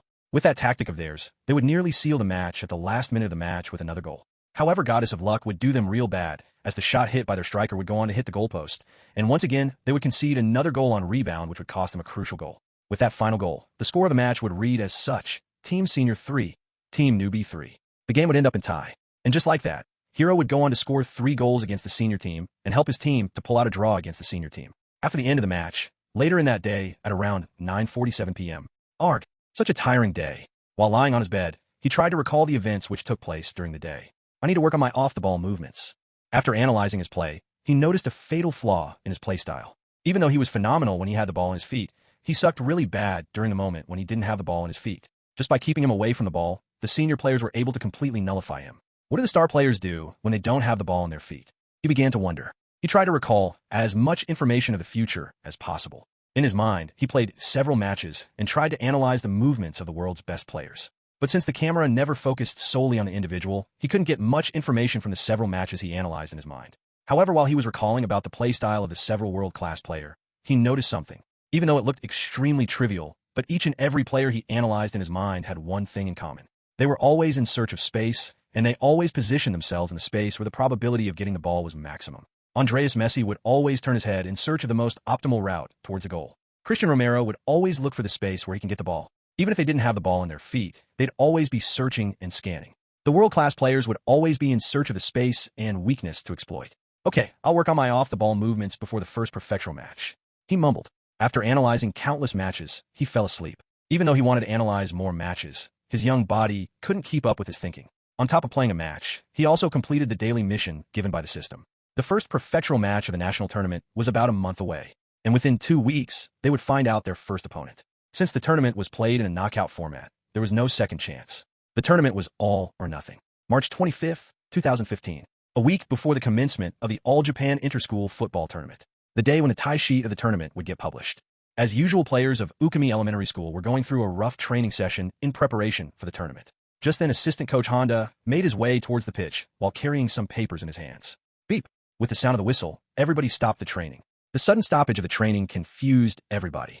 All right, everyone gather up. Honda-san commanded everybody to gather around. And with that announcement, everybody started to gather around the coaches. Is it for the tie sheet? Players began to question each other. While they gathered around the coach, Coach Miura started to speak. The tie sheet for the tournament is out. Pay attention now, as I'll be announcing our first opponent, and I'll also be announcing the starting players for the tournament. With that announcement, everybody started to get anxious. While there were few people on the pitch who maintained their composure and didn't seem bothered by the revelation, most of the players seemed extremely flustered and anxious. Please God, let me make it to the team. I'd be satisfied even if I can play as a substitute. The players started to chatter among themselves. Silence, Honda-san yelled. After that, nobody dared to make a single noise. Before I announce the name of the team, which we'll be playing against, I've got a good news and a bad news. Good news is that just like our school, we'll be facing against a newbie school who have entered the tournament for the first time in our first match in Dash. Woo-woo! Before the coach could even finish his sentence, the players started to cheer very loudly. They celebrated as if they had already won the first match of the tournament. Silence. Let the coach finish his sentence first. Once again, Honda-san yelled at them. Sigh. Don't celebrate too early. The bad news is that we're placed in the same group as Karasuno Elementary School. What? The smiles on their face quickly faded away as they heard about the announcement made by Coach Miura that they were placed in the same group as Karasuno Elementary School. Okay, let's keep it low for now. We've prepared enough, so let's believe in our efforts. Coach Miura tried to raise the morale of the players, which was already crumbling just after hearing that they've been placed in the same group as one of the favorites of the tournament. After that, Coach Miura gestured Honda-san to come closer and whispered something in his ear softly. As soon as Coach Miura finished his sentence, Honda-san stormed outside the pitch. Before we enter training, I'll announce the players who are going to be our starting 11. Those whose names are called, step forward. In goal we have Mark Yuto from Class 6B and Kobayashi Endo from Class 4C. Kobayashi Endo was the same keeper who he had faced against during the match between the senior team and the junior team. Unlike Mark, Endo was kind of short. Endo was about the same height as Hiro. However, his reflexes were top-notch. His playstyle was similar to that of Iker Casillas. Center backs, Daichi Kamada from Class 4B, Shinsuke Nagira from Class 3A, Yamamoto Kasuke from Class 5B, Yamazaki Keno from Class 6A, and finally Nobara Akashi from Class 1C. Right backs, Gagamaru Jin from Class 2A and Iori Sato from Class 3B. Left backs, Wataru Lemon from Class 5A and Kuzukabe So from Class 6B. Midfielders, Ito Rin from Class 4B, Kozi Iotika from Class 3B, Ashime Suzuki from Class 5, Hasai Kwan from Class 6B, Ryus Gran from Class 6A, and finally Takahashi Hiro from Class 1B. Forwards, Sohei Sato from Class 6B, Suzuki Shiro from Class 4A, and finally Kurosaki Kuro from Class 3B. All of these players have been selected as the starting players for the tournament ahead. But the list could change anytime, so don't take your position for granted. Even those whose names were not called today have an equal chance to make it into the team. So don't feel sad about it. Do you understand? The players whose names were not called looked extremely gloomy. Some even started to cry in the pitch, while some started to whine and complain. Why are those first years selected and not us? One the senior player complained. Because you lack the skill. Coach Miura bluntly stated the truth in his face. And those who are not satisfied with my decisions are free to leave the team. To control the tantrums of the unselected players, Coach Miura announced that anyone who was not satisfied with his decision was allowed to leave the club. So are you going to leave the club? He then pointed his finger at the senior player who was throwing a tantrum. The senior player quietly took a step back and shut his mouth. After that, nobody dared to speak anything against his decision. The team mostly consisted of the senior players, and the only first years who even got the shot at the starting 11 were only Akashi and Hiro. After the commotion, the coach adjourned the training. Everybody aside from the starting players were advised to leave the pitch. And as everybody aside from the starting players left the pitch, Coach Miura commanded the starting players to follow him. I can't believe I made it to the team. Akashi whispered in excitement while following the coach. Even though he was only whispering, due to his loud voice, everybody around them could hear him. Sure, don't make noise. Hiro insisted Akashi to keep his mouth shut. Why is he taking us into the hall? Akashi questioned as the coach stopped before the auditorium. Coach Miura took them inside the auditorium. Inside the auditorium, in front of the stage, a projection was being displayed by a projector on a huge white cloth hung in front of the stage. Seeing the projection, everybody bewilderingly stared at the projection ahead. Are we going to watch a movie? Akashi exclaimed in ecstasy. No, you idiot. We're probably here for some video analysis. Video analysis? What is that? While most people would avoid Akashi for his appearance and manner of speech, surprisingly Hiro and Akashi had many things in common with each other. After the first match, Akashi approached him daily and tried to converse with him. At first, Hiro felt awkward around him and brushed him off by giving him one-word answers. He expected that he'd stop eventually, but contrary to his expectations, Akashi approached him daily without missing a single day. He'd approach him while heading home, he'd approach him in the cafeteria while eating, he'll even try to converse with him while going to the toilet. Even though Akashi followed him basically everywhere, he didn't detect any ill motive from him, and he could feel that he genuinely wanted to befriend him. However, Hiro, who was already 27 years from the inside, thought of Akashi as a little kid instead of a friend. But he didn't want to decline his genuine intentions as well. And thus, he befriended Akashi in the end, giving in to his persistence. Although he talked with Akashi as a friend, he considered him more like a little brother than his friend. Okay, now, everybody pay attention. Coach Miura spoke while standing in front of the stage. Now I'll be discussing our tactics, so don't get distracted. Coach Miura then started to discuss tactics with the starting players. The formation they were going to play in the tournament was 4-4-2 diamond. With 2 forwards at the top, for midfielders and 4 defenders, Hiro was assigned the role of attacking midfielder. Even though Akashi got selected in the team, he wasn't selected in the starting 11. And in that whole lineup, Hiro was the sole first year. Around the time when the coach revealed the starting 11, he could vividly feel the cold gazes of the senior players. But those gazes weren't the gaze of jealousy. Instead, it was a gaze initiating a competition. Hiro, even though you'll be playing as an attacking midfielder, I want you to drop deep to receive the ball and play as a deep-lying playmaker. Do you understand? Yes, sir. The coach wanted Hiro to play as a deep-lying playmaker and dominate the midfield. And just like that, after explaining the tactics to the players who were selected for the tournament, Coach Miura adjourned the meeting. Lucky you. You'll get to play in the starting 11. While they were changing their clothes, Akashi playfully punched him. What's lucky about it? Do you think that I don't deserve my role? Hiro returned the punch and questioned Akashi. Don't joke. I don't know who'll deserve it, if not you. But even though I've been drafted into the official team, I don't know if coach will even use me or not. Akashi frowned. Don't worry, you'll definitely get your opportunity. So keep on improving. Also, you're much softer than you appear. Ha ha ha. Hiro chuckled as he consoled Akashi.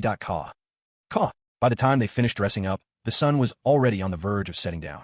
Far in the horizon, as the flocks of ravens flew right in front of the setting sun, the slanting rays of the setting sun gave a warm orange tinge to the sky. And as he was immersing himself into the picturesque landscapes around him, a silhouette of a person became vivid at a certain distance away from the gate. Unable to take his gaze away from the ethereal scenery in front of him, he kept on staring at the familiar person ahead. Just then a warm gust of gentle sea breeze knocked the sun hat from her head. She then turned around to pick her fallen hat. And as she picked her hat, she looked at him and she stretched her arms out while revealing a gentle smile. Let's go home, she spoke in a soft tone. The bright rays of sun coming from behind her blinded him. But even so, he could vividly see her face, dressed in a white one-piece. The warm rays of setting sun further highlighted her beautiful facial features. Until this day, he never realized just how beautiful his mother was. After the death of his father, she lost the glow in her face from overexertion. And as time passed, her once beautiful face started developing wrinkles. While he was complaining about his life, she worked overtime to make sure he was well fed. Working multiple jobs, paying the bills, taking care of his studies and footballing needs, she never complained once. As he was staring at her beautiful face, a particular memory flashed before his eyes. When he was 17 years old, just after finishing high school, while playing football with his friends, his teammates started to show off their new cleats which their parents bought for them for graduating high school. Being quite young, he couldn't help but feel jealous.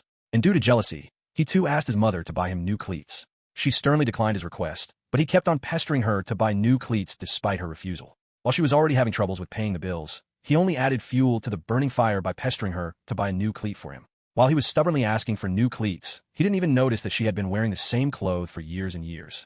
He couldn't even remember when was the last time that he had seen her in new clothes. Be it some special occasions, or even his graduation, she never bought anything for herself, but yet still she provided him with everything that he needed. Even though she couldn't fulfill all his desires, she still fulfilled most of his needs. Reminiscing such moments made him regret about his course of actions. He felt guilty. While she provided him with everything, he couldn't do anything for her. He couldn't even buy a new set of clothes for her for all those years. Suddenly his heart felt heavy and his eyes moistened. Without even realizing, tears started welling down his eyes. He then ran towards her with eyes full of tears. And as he got close to her, he threw himself in her arms and hugged her tightly. Eri, what's the matter? Did something happen in school? She asked while gently stroking his back with her hands. However, he didn't reply anything at all. He only tightened his grip as she stroked his back. He must have not been selected for the team. She guessed. It's all right. It's all right. We'll try another time. She tried to console him. Finally, after some time, he loosened his grip. Shall we head home now? She asked as he loosened his grip. But still, he didn't reply anything at all. She tried to shake him off, but there was no reaction from him whatsoever. Just then his arms fell down involuntarily. Did he fall asleep? She chuckled as she carried him up. And indeed, he had fallen asleep in her arms. Even though he fell asleep, she didn't wake him up and instead carried him all the way to the station. Did he fall asleep?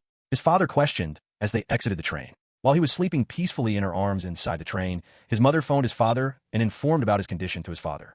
She then asked him to pick them up in the station. Sure, don't talk loudly. Let him sleep. She whispered. Okay, he whispered back. His father took him from her arms and carried him. The training must have been really exhausting today. Takashi whispered. I guess so. As if he was unconscious, he didn't even notice when he fell asleep. His parents carried him carefully from the school to home without waking him up.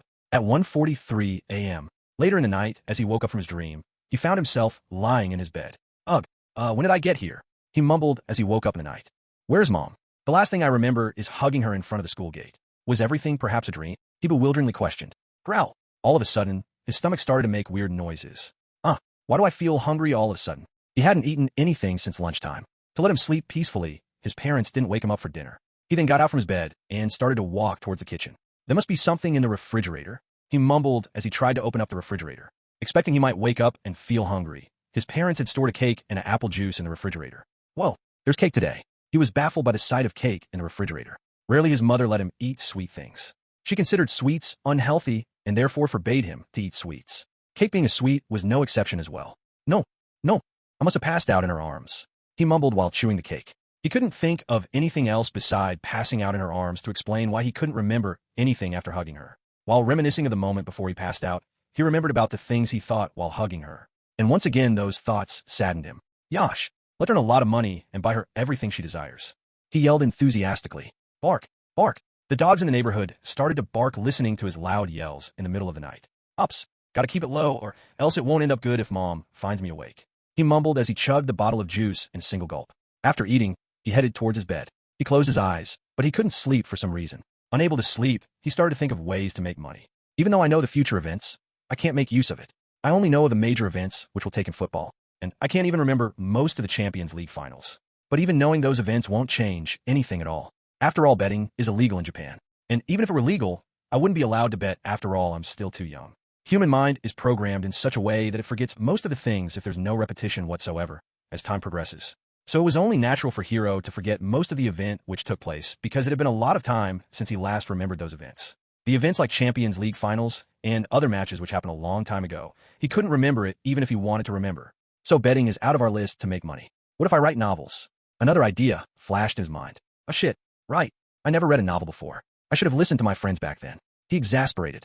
In his previous life, many teammates in his team suggested him to read novels. But he never paid any attention to novels and brushed off their suggestions. What if I teach football? He thought of teaching football as a means of earning money. But he forgot that he himself was still a child, once again. Oh shit, right. Who'd want to learn football from a 6-year-old? Ha ha ha. He laughed awkwardly. Arg, I can't think of anything. Just how the hell should I make money? He screamed in frustration. Even after thinking for a while, he couldn't come up with any means of making money. He was too young to make money legally. Arg, let's just forget about making money for now and focus on football. Finally, he gave up on the thoughts of making money after failing to come up with ideas to make money. Just what time is it now? He reached for his drawer beside his bed to take out his phone. Just as he reached for his phone, something sparked in his mind. Phone. Just as he was about to give up on the thoughts of making money, something sparked in his mind as he took hold of his phone. What if I start making content related to football and post it on social media sites? I'm sure that I can get tons of views since I'm still a kid. And people love kids demonstrating something extraordinary. It might take some time, but I've got plenty of time in my hand right now. So given the situation, it's the perfect idea for making money. And if I'll get lucky, professional scouts might take notice of me as well, which will further help me with my goals. But I'll probably need someone to take my videos.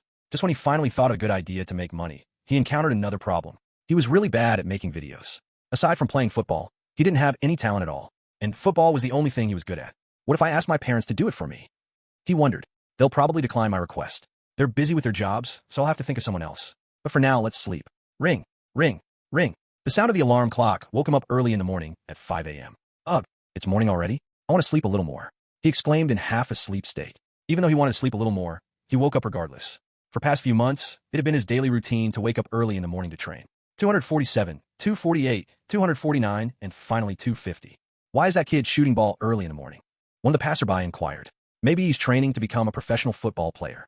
Another passerby replied. Well, that kid, it must be your first time jogging out here. For past 7 or 8 months, he had been coming to the park daily with his ball and training all by himself. He's pretty much dedicated. Another passerby who was jogging in the park interrupted the two passerbys' conversation.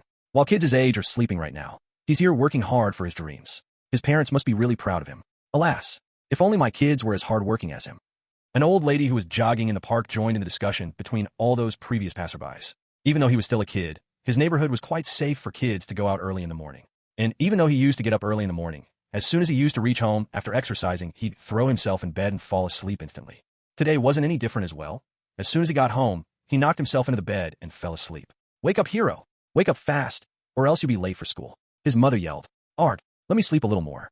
He replied in a sleepy voice and pulled the blanket over his head and covered himself wholly. However, she kept on shaking him to wake him up. Seeing his stubbornness to wake up, she pulled the blanket in one fell swoop.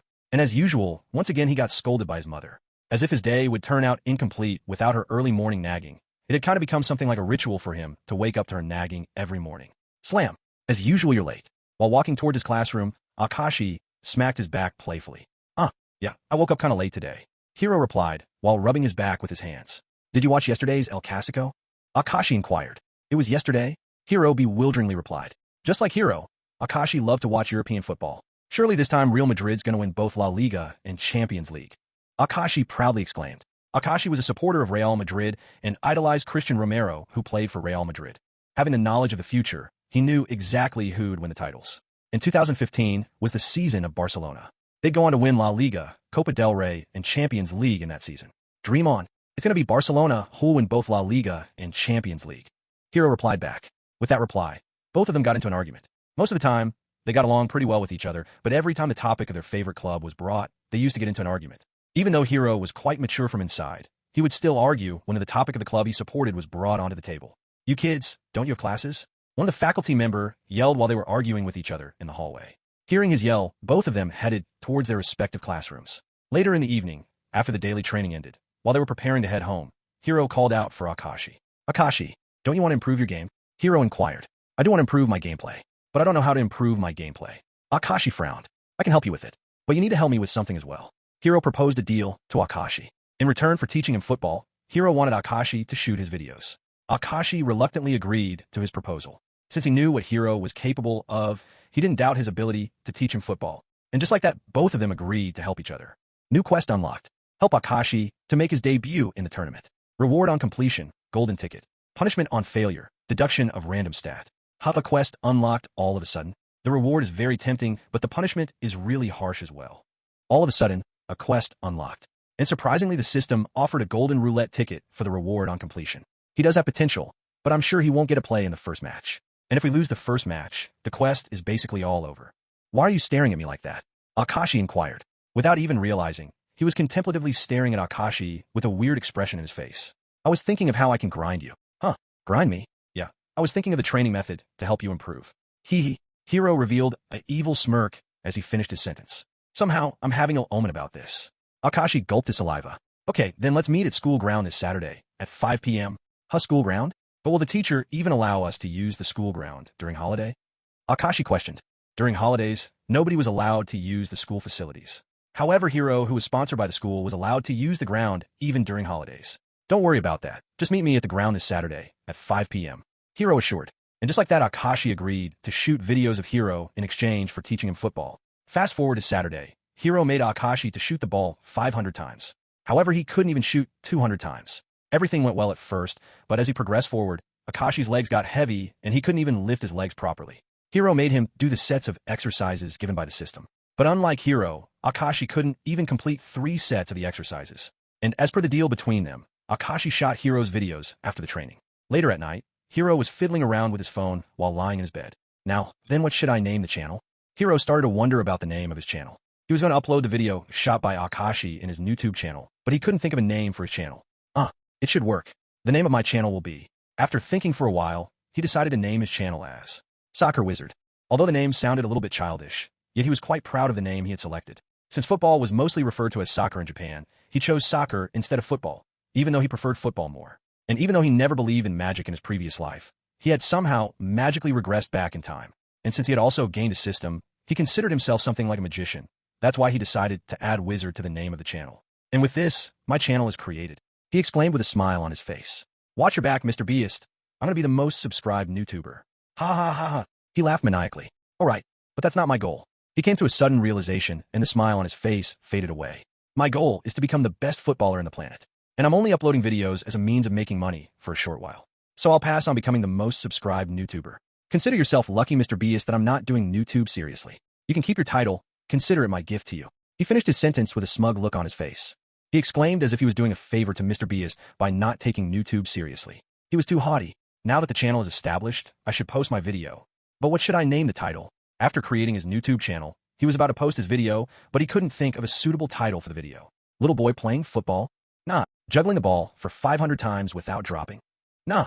Just what should I name the title? He exasperated.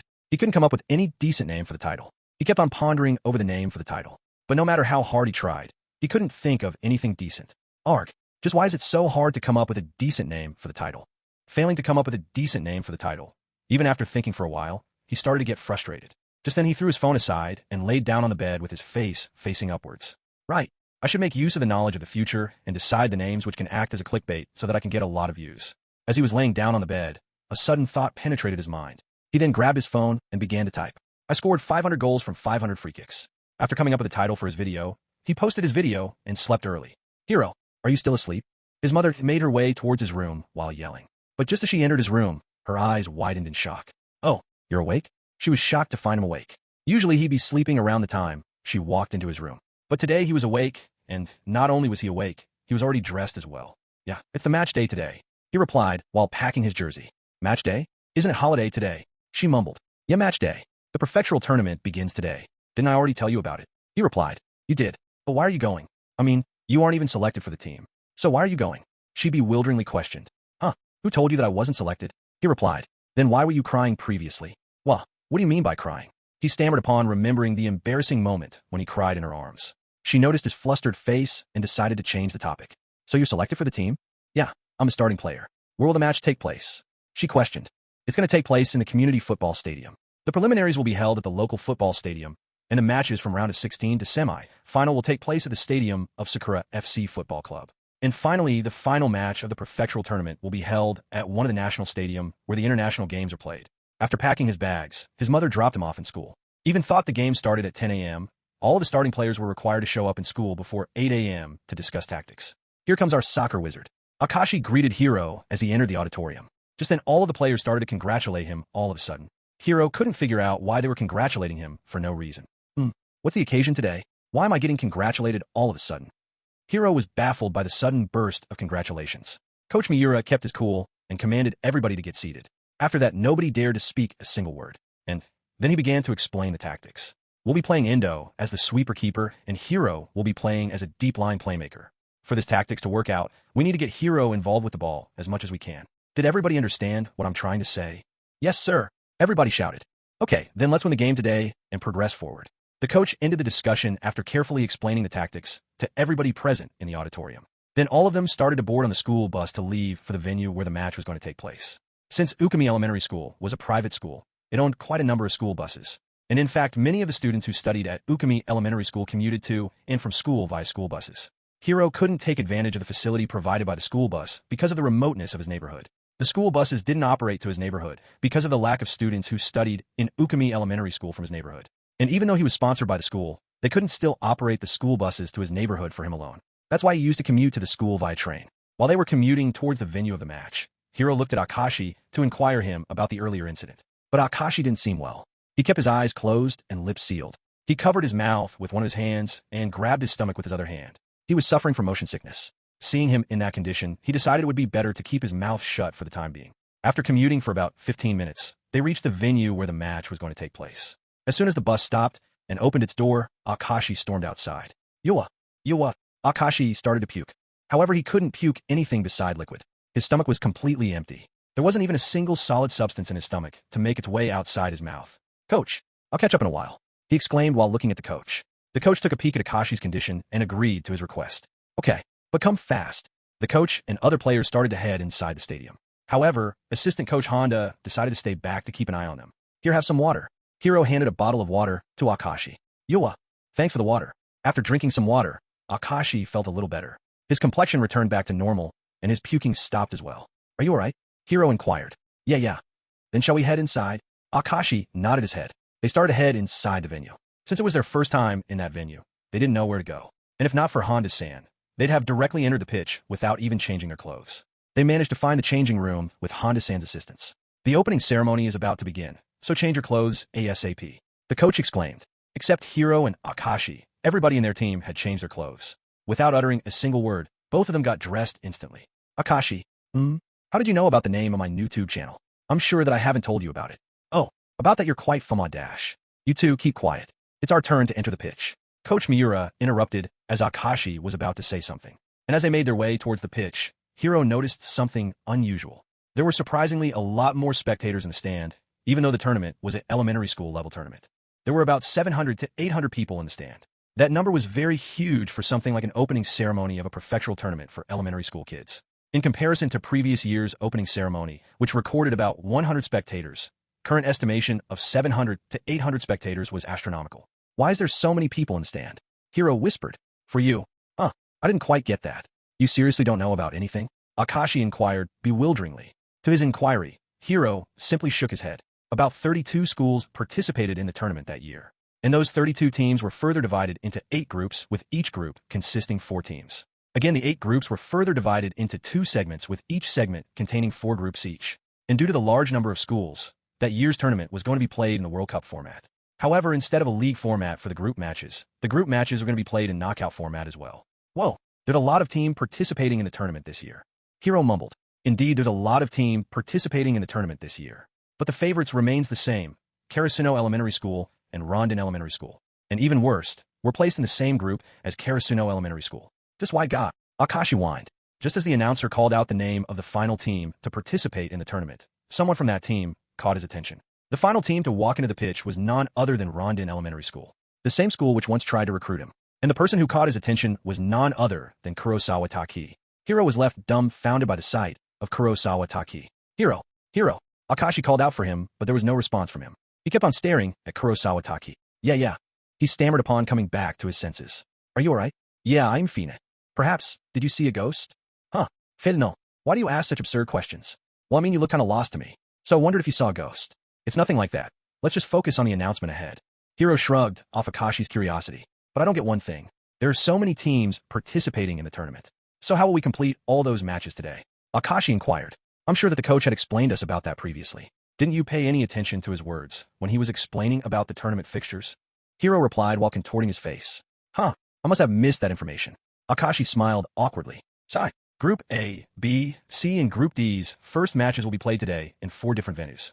Group E, F, G, and Group H's matches will be played tomorrow respectively. So in total, a total of 8 matches will be played today. And another 8 match will be played tomorrow. Hiro exclaimed. Oh, there's 3 more venues beside this stadium? Akashi questioned. Yeah, there are 3 more venues beside this stadium. Since all the teams were required to gather at one place before the start of the tournament, every team participating in the tournament are gathered at this venue for the commencement of the tournament. After the announcement ended, the first match of the tournament between Karasuno Elementary School and Tokushima J Elementary School was about to begin, and the rest of the teams headed towards their respective venue as well. Hiro's team, being in the same group as Karasuno Elementary School, remained seated in the stadium while awaiting their match. Their match would begin right after the end of the match between the Karasuno Elementary School and Tokushima J Elementary School. Beep! The referee has blown his whistle, and the 15th annual prefectural tournament officially begins. The announcer announced the commencement of the tournament. With that announcement, the stadium was filled with the cheers of the spectators. Most of the spectators consisted of the parents of students who were taking part in the competition. There were few local reporters in the stand, along with the general publics. Go all goal! That's why they are one of the favorites of the tournament.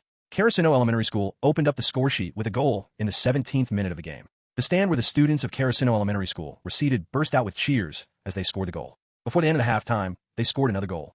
The first half of the match was pretty much one-sided, with Karasuno Elementary School dominating both the position and shots on target. The second half was no different than the first half. Tokushima J Elementary School got completely battered by Karasuno Elementary School as they went on to win the match by an astronomical score of 5-0. Even though every players in Karasuno Elementary School displayed an amazing performance individually, one player stood out among the rest. The player with the number 7 on his back. Contrary to his diminutive figure, he played as a striker and scored 2 headers. Almost everybody in the stand questioned every time when an air ball was played to him. They all thought that he wouldn't be able to reach the ball, and he'd get swallowed by the tall defenders of Tokushima J Elementary School. But contrary to everybody's expectation, he proved everyone wrong with his incredible vertical jump and lightning speed. He silenced all the critiques with his gameplay. Short black messy hair, suntanned brunette skin, and height that was barely 3.5 feet, his explosive jumps reached the ball, which even the tall defenders of Tokushima J Elementary School struggled to reach. On the 17th minute of the game, one of his teammates played a razor-sharp through ball, which couldn't be reached by anybody besides him. Making use of his explosive pace, he opened up the score with a banger. Everybody thought that his only weapon was his speed. But soon he proved everybody wrong by scoring 2 more goals in the second half. And surprisingly, both of those goals happened to be headers. Whoa, what an amazing way to kick off the tournament. Karasuno Elementary School completely obliterated Tokushima J Elementary School and won the match with 5-0 score. And even more amazing was the performance of the player Shinji Shoyo, the player of Karasuno Elementary School with the number 7 on his back. He scored a hat-trick in his first match. If he keeps on scoring like this in other matches, he'd surely score more than 10 goals by the end of the tournament. Damn, how will we face against Karasuno Elementary School? Akashi started to get flustered all of a sudden. Did you already forget that we still have a match to play? Before facing against them, we need to get through this hurdle first. Hiro replied. Okay, team, it's our turn to play. We'll play just like we've practiced. Just keep your calm and play without getting anxious. Coach Miura exclaimed as they were about to enter the pitch. And the second match of the Group A is between Ukami Elementary School and Public Youth Elementary School. Surprisingly, both of these teams are new to the Nationals. And even more surprising is the fact that both of these new teams are facing against each other in their debut match. Public Youth Elementary School is going for a 5-3-2 formation, which emphasizes more on defense, and Ukami Elementary School is going to play in a 4-4-2 diamond formation, which focuses more on the offense. So who'll come out victorious? Will defense win the game, or will offense win the game? It's a show-off between defense and offense. Beep. The second game of Group A between Ukami Elementary School and Public Youth Elementary School commenced with the sound of referee's whistle.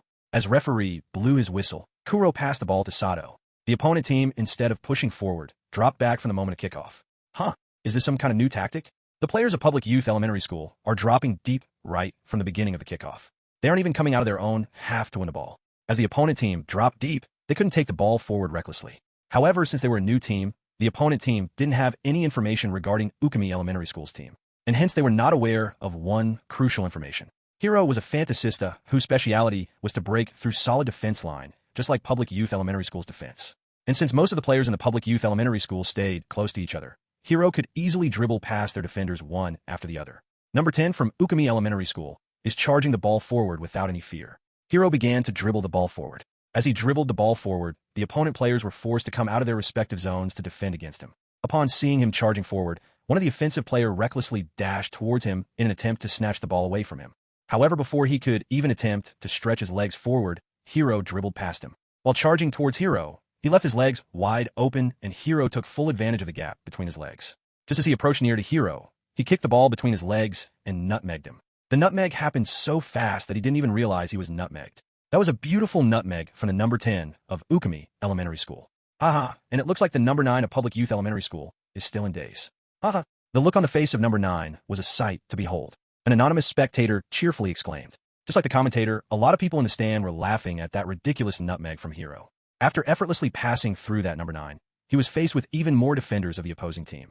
But since they came out of their respective zones to defend against him, several spaces were left open. While making use of those spaces, Hiro passed the ball forward towards Sato. However, the defenders of the Public Youth Elementary School were quick to react to his passes. As soon as the ball was released from his legs, they began to run towards Sato. In the right wing, Sato was about to shoot the ball, but he paused as he witnessed the opposing defenders closing toward him. While the opposing defenders were rushing towards Sato, they completely forgot about Hiro. Sato faked a shot and passed the ball straight in the middle. For a moment, it seemed that the ball would land in the feet of opposing player. But out of nowhere, someone else kicked the ball while the ball was still rolling. The person who kicked the ball was none other than Hiro. The moment he passed the ball to Sato, he had already begun running. Outside the stadium, two individuals were rushing towards the stadium in a hurry. Look, we're already late for his match. Hiro's mother pouted. Hiro's father checked his watch, and it was only 12:16 p.m. We're only 1 minute late. Hiro told me the match would start at 12:15. Takashi replied. Huh, he told you about the match? Was I the only one who was kept in the dark? And who even needs a beer in a kid's game? Her face started to turn red as she released the accumulated anger inside her. Go all goal. With lightning speed, the ball landed on the upper right corner of the goalpost. At 1 minute and 57 seconds, Hiro scored the opening goal in the second match of Group A. It hadn't even been 2 minutes since the start of the match, and yet he already scored a goal. Within 2 minutes, Ukami Elementary School have opened the score sheet. And they've opened the score sheet in a style of their own. The keeper couldn't even react, and the looks on the faces of Public Youth Elementary School's players says everything about that goal from the number 10 of Ukami Elementary School. It was simply fabulous. Sure, I think I heard something right now. Takashi tried to silence his wife. Yeah, now you're making things because you don't want to hear my voice. His mother raised her voice even more. No, it's not like that. Just try listening once. I'm sure you'll hear it too. Just then the crowd burst out in cheers.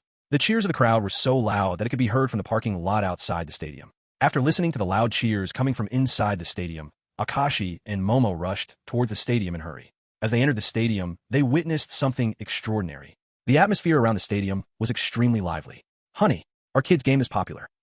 His mother bewilderingly questioned upon witnessing the sights of huge number of spectators in the stand. As much as I know, there shouldn't be this much spectator for a kid's game. Takashi mumbled in awe. Perhaps we may have accidentally entered the wrong venue. Takashi mumbled. But the score sheet says Ukami Elementary School and Public Youth Elementary School. Momo pointed towards the score sheet. Indeed it does. Takashi nodded his head. But where is Hiro? His mother questioned. Takashi began to look for his son in the pitch. Far in the right corner, he noticed someone who resembled his son. Isn't that Hiro? He pointed his finger at Hiro. It is indeed Hiro. But what is he doing? I think he's celebrating. As he scored the goal, he performed the trademark celebration of Christian Romero. The Su celebration. The reason why he performed that celebration was because of Akashi. While he and Akashi were talking with each other, Akashi jokingly asked him to perform the trademark celebration of his favorite player. I think he scored a goal.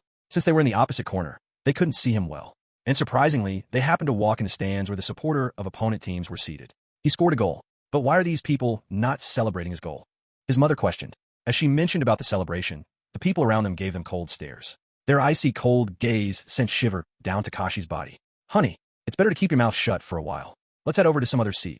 Takashi pushed Momo and began to walk towards the seat where the cheers were louder. Why are you pushing me? Chill. They're not celebrating the goal. because they're the supporters of the opponent team. So we should head towards the seat with supporters of our team. Akashi whispered softly. The game resumed with a score of 1-0. The opponent team continued to play defensive football, and Hiro continued to toy with their defense. While most of the supporters were thoroughly entertained by his gameplay, the supporters from Public Youth Elementary School didn't seem to enjoy his gameplay. Just a few minutes after scoring his first goal, he scored another goal, and at the 30th minute of the game, he assisted a wonderful goal to Kuro. There's simply no stopping to Ukami Elementary School, and there's simply no stopping to number 10 of Ukami Elementary School. He toyed with the players of Public Youth Elementary School as if he was playing against kids. I mean, they're kids, and he himself is a kid too. Ha ha, just what is the coach doing? Just mark that number 10 kid. Even us supporters could see clearly that number 10 is the real threat from Ukami Elementary School. The supporters of Public Youth Elementary School started to vent their anger and frustration. Even though it was a kids' game, the supporters of Public Youth Elementary School were extremely frustrated to see their side losing 3-0 before halftime. Just who is that number 10 kid? One of the supporter of Ukami Elementary School, who was seated next to Takashi, mumbled. He's my son, Takahashi Hiro. Takashi proudly exclaimed with his chest stretched out. He's your son? But he doesn't look anything like you. The supporter bewilderingly questioned. Cough, cough. Well, because he takes after his mother more. Takashi exclaimed nervously. The supporter didn't reply anything at all and looked at him with eyes full of doubt. He was clearly doubting his claim.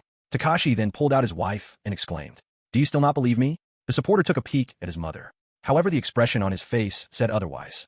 He was mesmerized by his mother's beauty. Yo, she's my wife, so don't you dare think anything weird. And also you better drop that expression of your face before you get punched by her. I'll warn you, she's a black belt in karate. Hearing that she was a black belt in karate, he quickly took his gaze away from her. Now that you mention about it, he does look like your son. He exclaimed in a flustered tone and finally agreed to Takashi. While the first half was already disappointing for Public Youth Elementary School, the second half was even more devastating. They conceded 4 more goals in the second half and lost the game with a combined score of 7-0. Beep.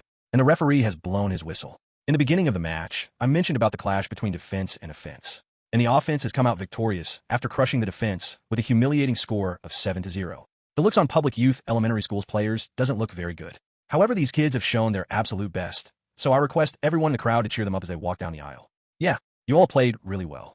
Well played. Clap, clap, clap. The supporters from the stand started to cheer for the players of Public Youth Elementary School, even after losing the match. As mentioned by the commentator, the players from the Public Youth Elementary School really gave their absolute best against Ukami Elementary School. However, one single player completely obliterated their whole tactics all by himself. What an amazing performance by Ukami Elementary School. But I'm sure that they wouldn't have been able to dominate the match like they did if it weren't for the number 10 of Ukami Elementary School. Goals, assists, dribbles, just name it, he got everything.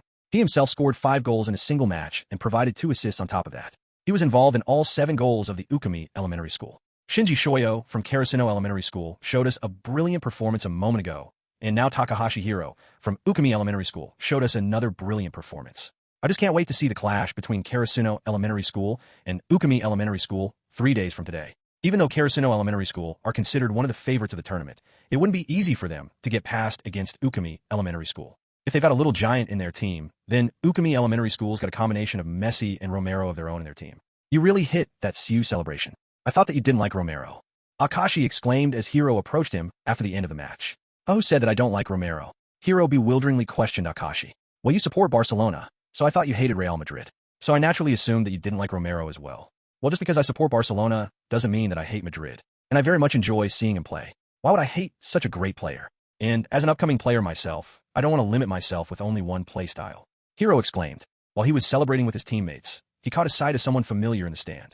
While looking at them, he raised his fist and pointed it towards them with a smile on his face. The person to whom he pointed his fist was none other than Takashi and Momo. Takashi returned back the gesture by raising his fist towards him. He couldn't look more proud. He was brimming with proudness. He's really your son. The same spectator who didn't believe his words earlier exclaimed. Obviously, he's my son. He spoke with a grin on his face. Just as the players of Ukami Elementary School were exiting the stadium, they were greeted with the sights of groups of local reporters who were waiting for them outside the stadium. Did a celebrity show up? Hiro bewilderingly questioned. Yeah, and you're that celebrity. Don't you all agree? Ha ha ha. Takashi chuckled. The rest of the teammates nodded their head in agreement as they let out a cheerful laugh in unison. Yeah. If scoring 5 goals in some kids tournament is going to make somebody a celebrity, then there'd be a celebrity in every stadium. Hiro replied. Well, first up all, let alone scoring 5 goals, scoring a single goal is also very difficult. And they're probably not here because of some kids tournament. It's because of your YouTube channel. Akashi exclaimed. On my YouTube channel? Hiro bewilderingly questioned. Did you not check your channel before coming to school? Akashi inquired. Well, I only posted my video yesterday, so what difference would it even make? Upon hearing the words of Hiro, Akashi pulled his phone out and began to type something. See here, isn't this you? Akashi started to play the video of Hiro, which he posted on the YouTube. Well, yeah, it's me. So what about my video? Look at the views. Akashi replied. As he turned his gaze towards the total views, he began to count. Ones, tens, hundreds, thousands, 10,000s, 100,000s. What? 547,000 views. Hiro's eyes widened in shock, and his jaws dropped. He couldn't believe the figure he witnessed. There was 547,000 views in his video in less than 24 hours. The first ever video he posted in his YouTube channel went viral in less than 24 hours of posting. Am I dreaming? Hiro questioned. Ouch. Akashi pinched him all of a sudden. Why did you do that? Hiro exasperated. Ha. I thought that you needed some help. Akashi chuckled. Soccer wizard? Soccer wizard? Can you spare some time for a short interview? The reporters flocked over him with camera and microphones facing towards him. All of a sudden, he found himself in the limelight. He couldn't reply anything. Even though he was a 27-year-old from the inside, he had never faced such situations even in his previous life. For his whole life, he lived like somebody who was ostracized by the society. In his previous life, he was just an extra player in the field without anything exceptional. Thus, he couldn't react properly. Upon receiving the spotlight, all of a sudden, upon getting swarmed up by the reporters, he started to get anxious. He started to sweat profusely and began to have nervous breakdown.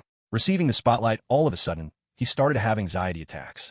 Could you all please move those cameras and microphones away from him? He's still a child. Takashi came to his rescue. Upon seeing his father, he could finally feel at ease. However, Takashi couldn't handle the reporters properly, as they still forced their way towards him. Y'all just leave my son alone before I break your camera and microphones. His mother came to their rescue as the situation seemed like it was getting out of hands. After listening to the threat of his mother, the reporters began to back down. Thank you for your understanding. And if you'd like to interview him, kindly book an appointment with his agent first. His mother exclaimed. Who's my agent? Did the school provide me with an agent? Hiro was baffled by the claims of his agent. Our channel would like to interview him. So ma'am, would you kindly tell us the number of his agent so that we can talk business? One of the female reporters stepped forward while asking for the contact information of his agent. Yes, why not? She then began to provide them with the contact information of his agent. Having been curious of his agent, he paid utmost attention to his mother's words. While he was keenly listening to his mother's words, the number which she provided the reporters felt a little too familiar to him. Isn't that mom's phone number? Huh, my mother is my agent. Hiro was shocked to find out that his mother was acting as his agent. I'm sure she made this agent stuff out of nowhere. She must have smelled the smell of money. Hiro mumbled with a blank look on his face.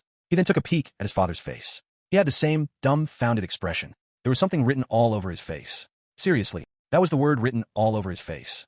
Just like him, his father was left dumbfounded by her words. But seriously, what should I do with my social anxiety? Now that my video has gone viral, I'll face even more reporters as time progresses. I need to build up my confidence and prepare myself thoroughly for the future.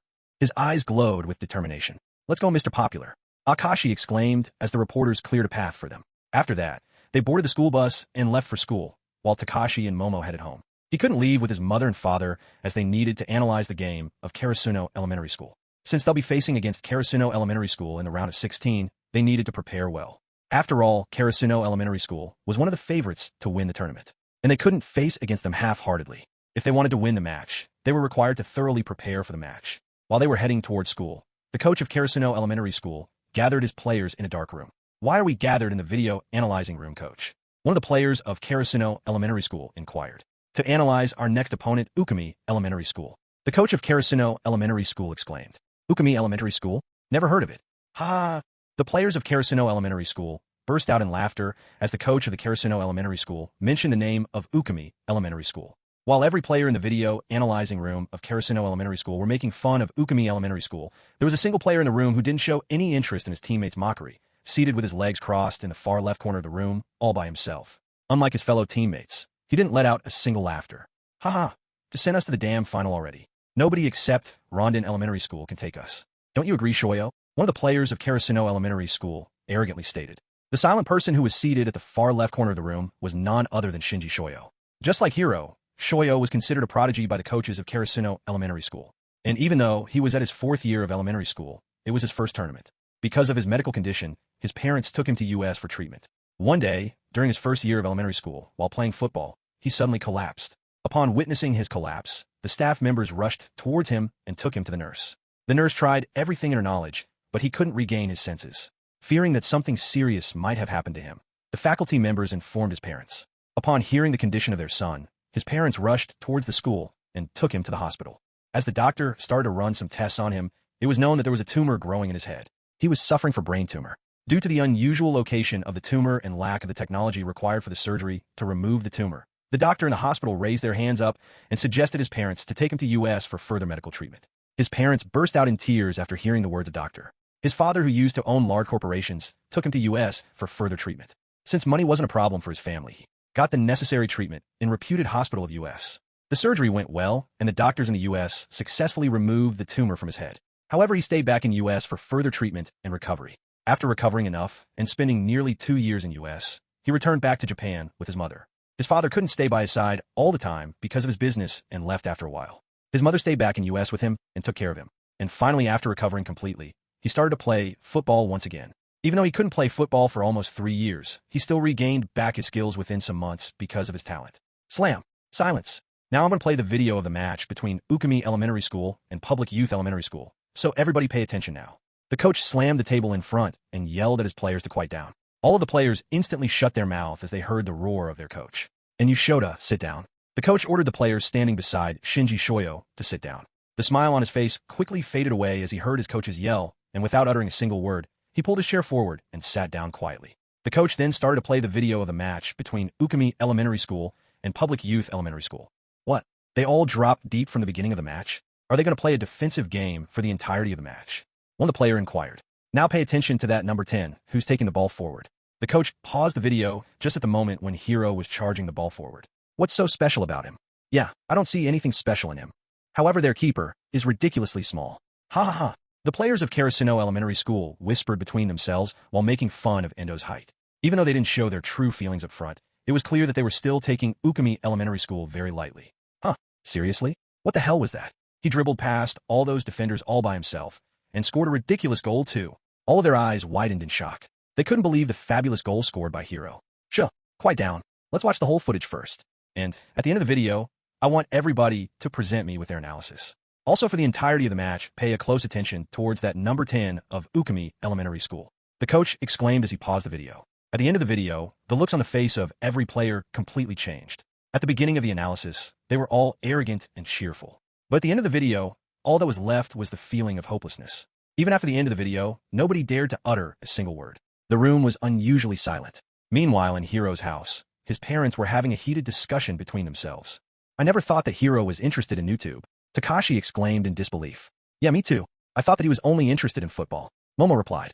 Also, what did you talk about with the reporters? Takashi questioned. Nothing much. They wanted to interview Hiro, so I just gave them my contact information. Ring, ring, ring. Just then, Momo's phone started to ring. Wait, let me pick up this call. Hello, Mrs. Takahashi speaking. She picked up the call. Hello, Mrs. Takahashi, I'm Suzum, the female reporter from before who spoke with you regarding the contact information of Takahashi Hiro's agent. The reporter from before introduced herself. Oh, hello, Suzum-san. How can I help you? I was wondering about if we could interview Hiro tomorrow. The reporter expressed that she wanted to interview Hiro. Momo hesitated to reply. She began to think of excuses to turn down her proposal. Just then the reporter spoke something which caught her attention. Obviously, we'll pay for the interview. So would you like to discuss about the payment? As soon as she heard about money, she couldn't retain back herself from agreeing to her proposal. Where will the interview take place? Momo replied with a smile on her face. We'll perform the interview at the school. But will the principal agree? Momo questioned. You don't have to worry about that, ma'am. We'll take care of it. If you say so, then it's okay. Now, then shall we talk about money? Hee hee, she exclaimed with a wry smile on her face. What's with her obsession with money? Takashi thought as he witnessed her cunning grin. Meanwhile, in school, Hiro was fiddling around with his phone while being seated at the middle row of the auditorium. Sigh. While looking at his phone, he revealed a deep sigh. He looked extremely troubled, as if something was gnawing on him. Seeing his troubled expression, Akashi approached him. What's the matter with you now? Akashi was concerned about his well-being. It's nothing. Hiro tried to shrug him off. However, Akashi kept on pestering him. Is it about your YouTube channel? Akashi questioned as he noticed the sight of Hiro's channel in his phone. Yeah, now that I've got 70k subscriber in less than 24 hours and gained 580k views, I can monetize my channel. Hiro exclaimed. Isn't that a good thing? But why do you look troubled instead? Akashi bewilderingly questioned.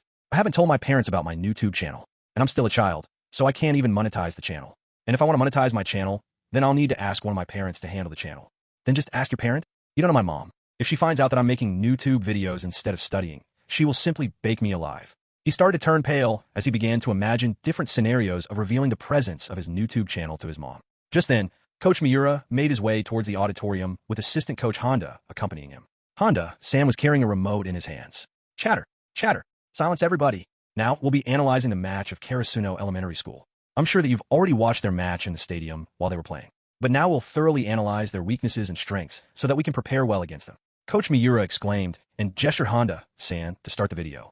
However, unlike the players of Karasuno Elementary School who mocked their opponents even before the start of the match, the players of Ukami Elementary School were serious about winning against Karasuno Elementary School. If it were before the arrival of Hiro, the atmosphere around Ukami Elementary School might have been different. Let alone win against Karasuno Elementary School. They would be whining and cursing their fate for being placed in the same group as Karasuno Elementary School, which they did previously when it was announced that they were placed in the same group as Karasuno Elementary School. But after their first win against Public Youth Elementary School, their mindset had totally changed. After thoroughly analyzing the footage of the match of Karasuno Elementary School, Coach Miura dismissed the meeting. One by one, everybody started to head home. However, Hiro couldn't leave for home immediately as he would have to still wait for his parents to pick him up. And thus, after bidding his goodbye to Akashi, and while everybody started to head home, he started to walk towards the pitch. Where are you going, Hiro? Honda-san called out for him. I'm going to the pitch. Since I'll have to wait for my parents to show up, I wanted to kill some time by kicking the ball on the field. Hiro exclaimed. You don't have to do that today. I already informed your parents before the start of the meeting, and they should already be here. So go home. Honda-san gave him a gentle push. As mentioned by Honda-san, he found his father waiting for him outside the entrance. Usually it would be his mother who'd pick him up. But surprisingly, it was his father today who came to pick him up. Dad, you're here. Hiro exclaimed as he approached his father. Yeah, your mom's kind of busy with something today, so I'm here in her stead. By the way, you played really well today. Takashi praised him for his earlier performance. Now, then, shall we head home? Hiro nodded his head as they left for the train station. While they were inside the train, they talked about his earlier performance. Takashi couldn't look more proud of his achievements. Where are you going, Dad? Our home is another direction. Hiro pointed towards the path to their home as Takashi took the wrong turn. I know. Just follow me for a while. Takashi exclaimed. After that, Takashi took him to a sports store. Dad, why are we here? Hiro was baffled by his father's unusual behavior. Go and pick the cleats you like. Takashi nonchalantly exclaimed. In disbelief, Hiro took a peek at his father's face. However, he looked really calm and composed. He meant what he said, and he wasn't joking about buying him new cleats. Thank you, Dad. He stormed inside the store after thanking his father. He got himself a pair of classic Adidas Predator boots in red color with black stripes. The boot was quite expensive and costed his father about 28,000 yen, roughly $200. If it were any other time, he would have complained about the price of the boot. But since today was a special occasion, he didn't hesitate to buy him the cleats which he selected. While on his way to home, he and his father talked about a lot of things. He felt closer to his father at that moment than he did in his whole life, in his previous life. Don't tell your mother about the price of the boot. If she finds out that I bought you such an expensive boot, she'll cut my pocket money for an entire month. Takashi exclaimed with a worried expression.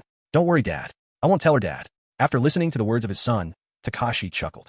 Just then, as he took a peek at his son, his smile faded away. You've matured way too early in your life. Sometimes when I talk to you, I feel like I'm talking with a grown-up adult person. Maybe it's because of your useless father, you were forced to mature so early in your life. If only I could provide you with the things you desired. Takashi whispered softly.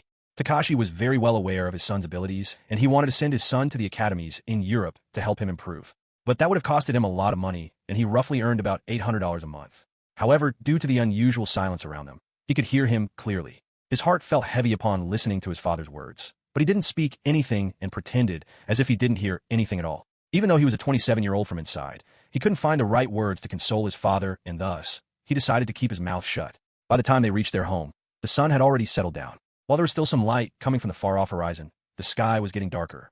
Shades of blue and black mixed together to form a beautiful scenery in the sky above. Sniff, sniff. Something smells really nice. Hiro began to sniff around as he smelled something fragrant coming from inside his house. Oh, you're here. Welcome back. His mother greeted them both as they entered the house. Mom, what are we having for dinner? Hiro enthusiastically questioned as soon as he entered his house. The house he lived in was a traditionally built Japanese-style house called minka. The house was made up of woods and consisted 2 floors. The bottom floor contained 2 spacious large rooms, while the upper floor contained 3 small rooms. Even though their house was pretty small, it contained a small yard in front.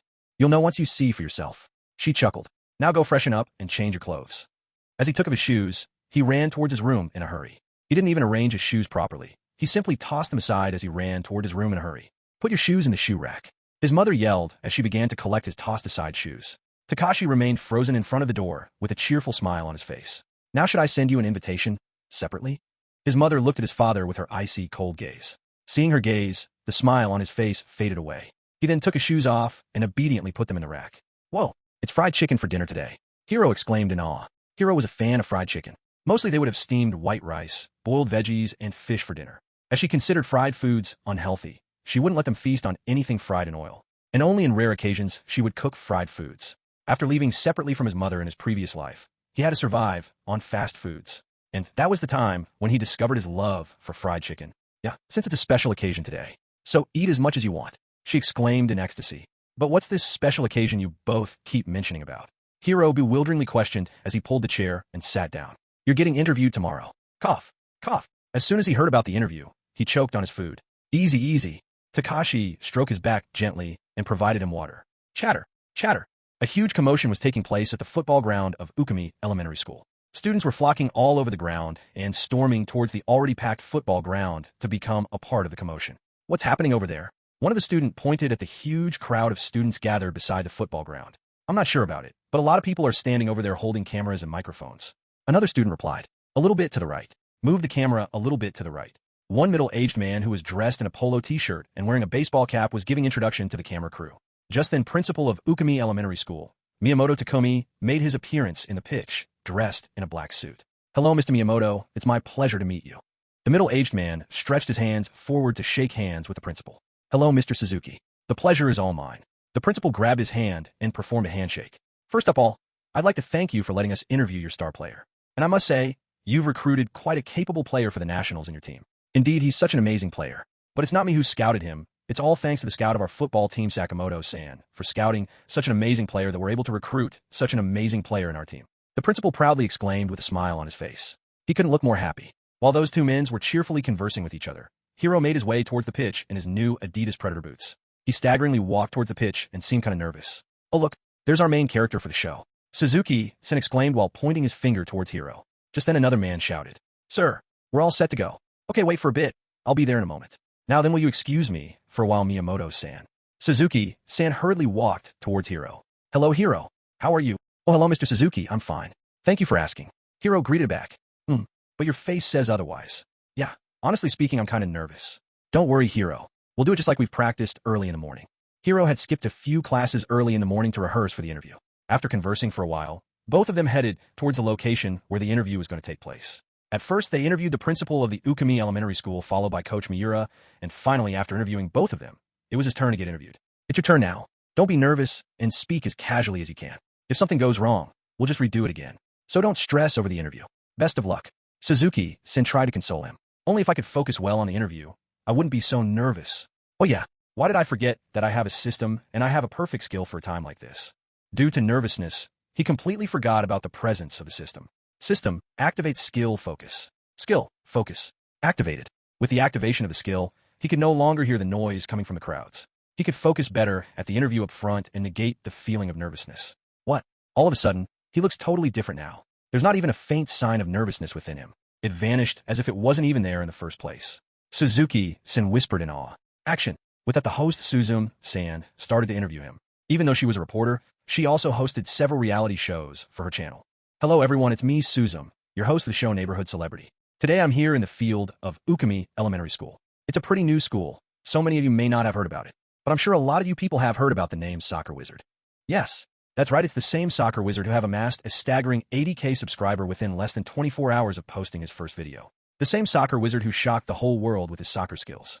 Now, without any further ado, let's welcome our very own Soccer Wizard, Takahashi Hiro.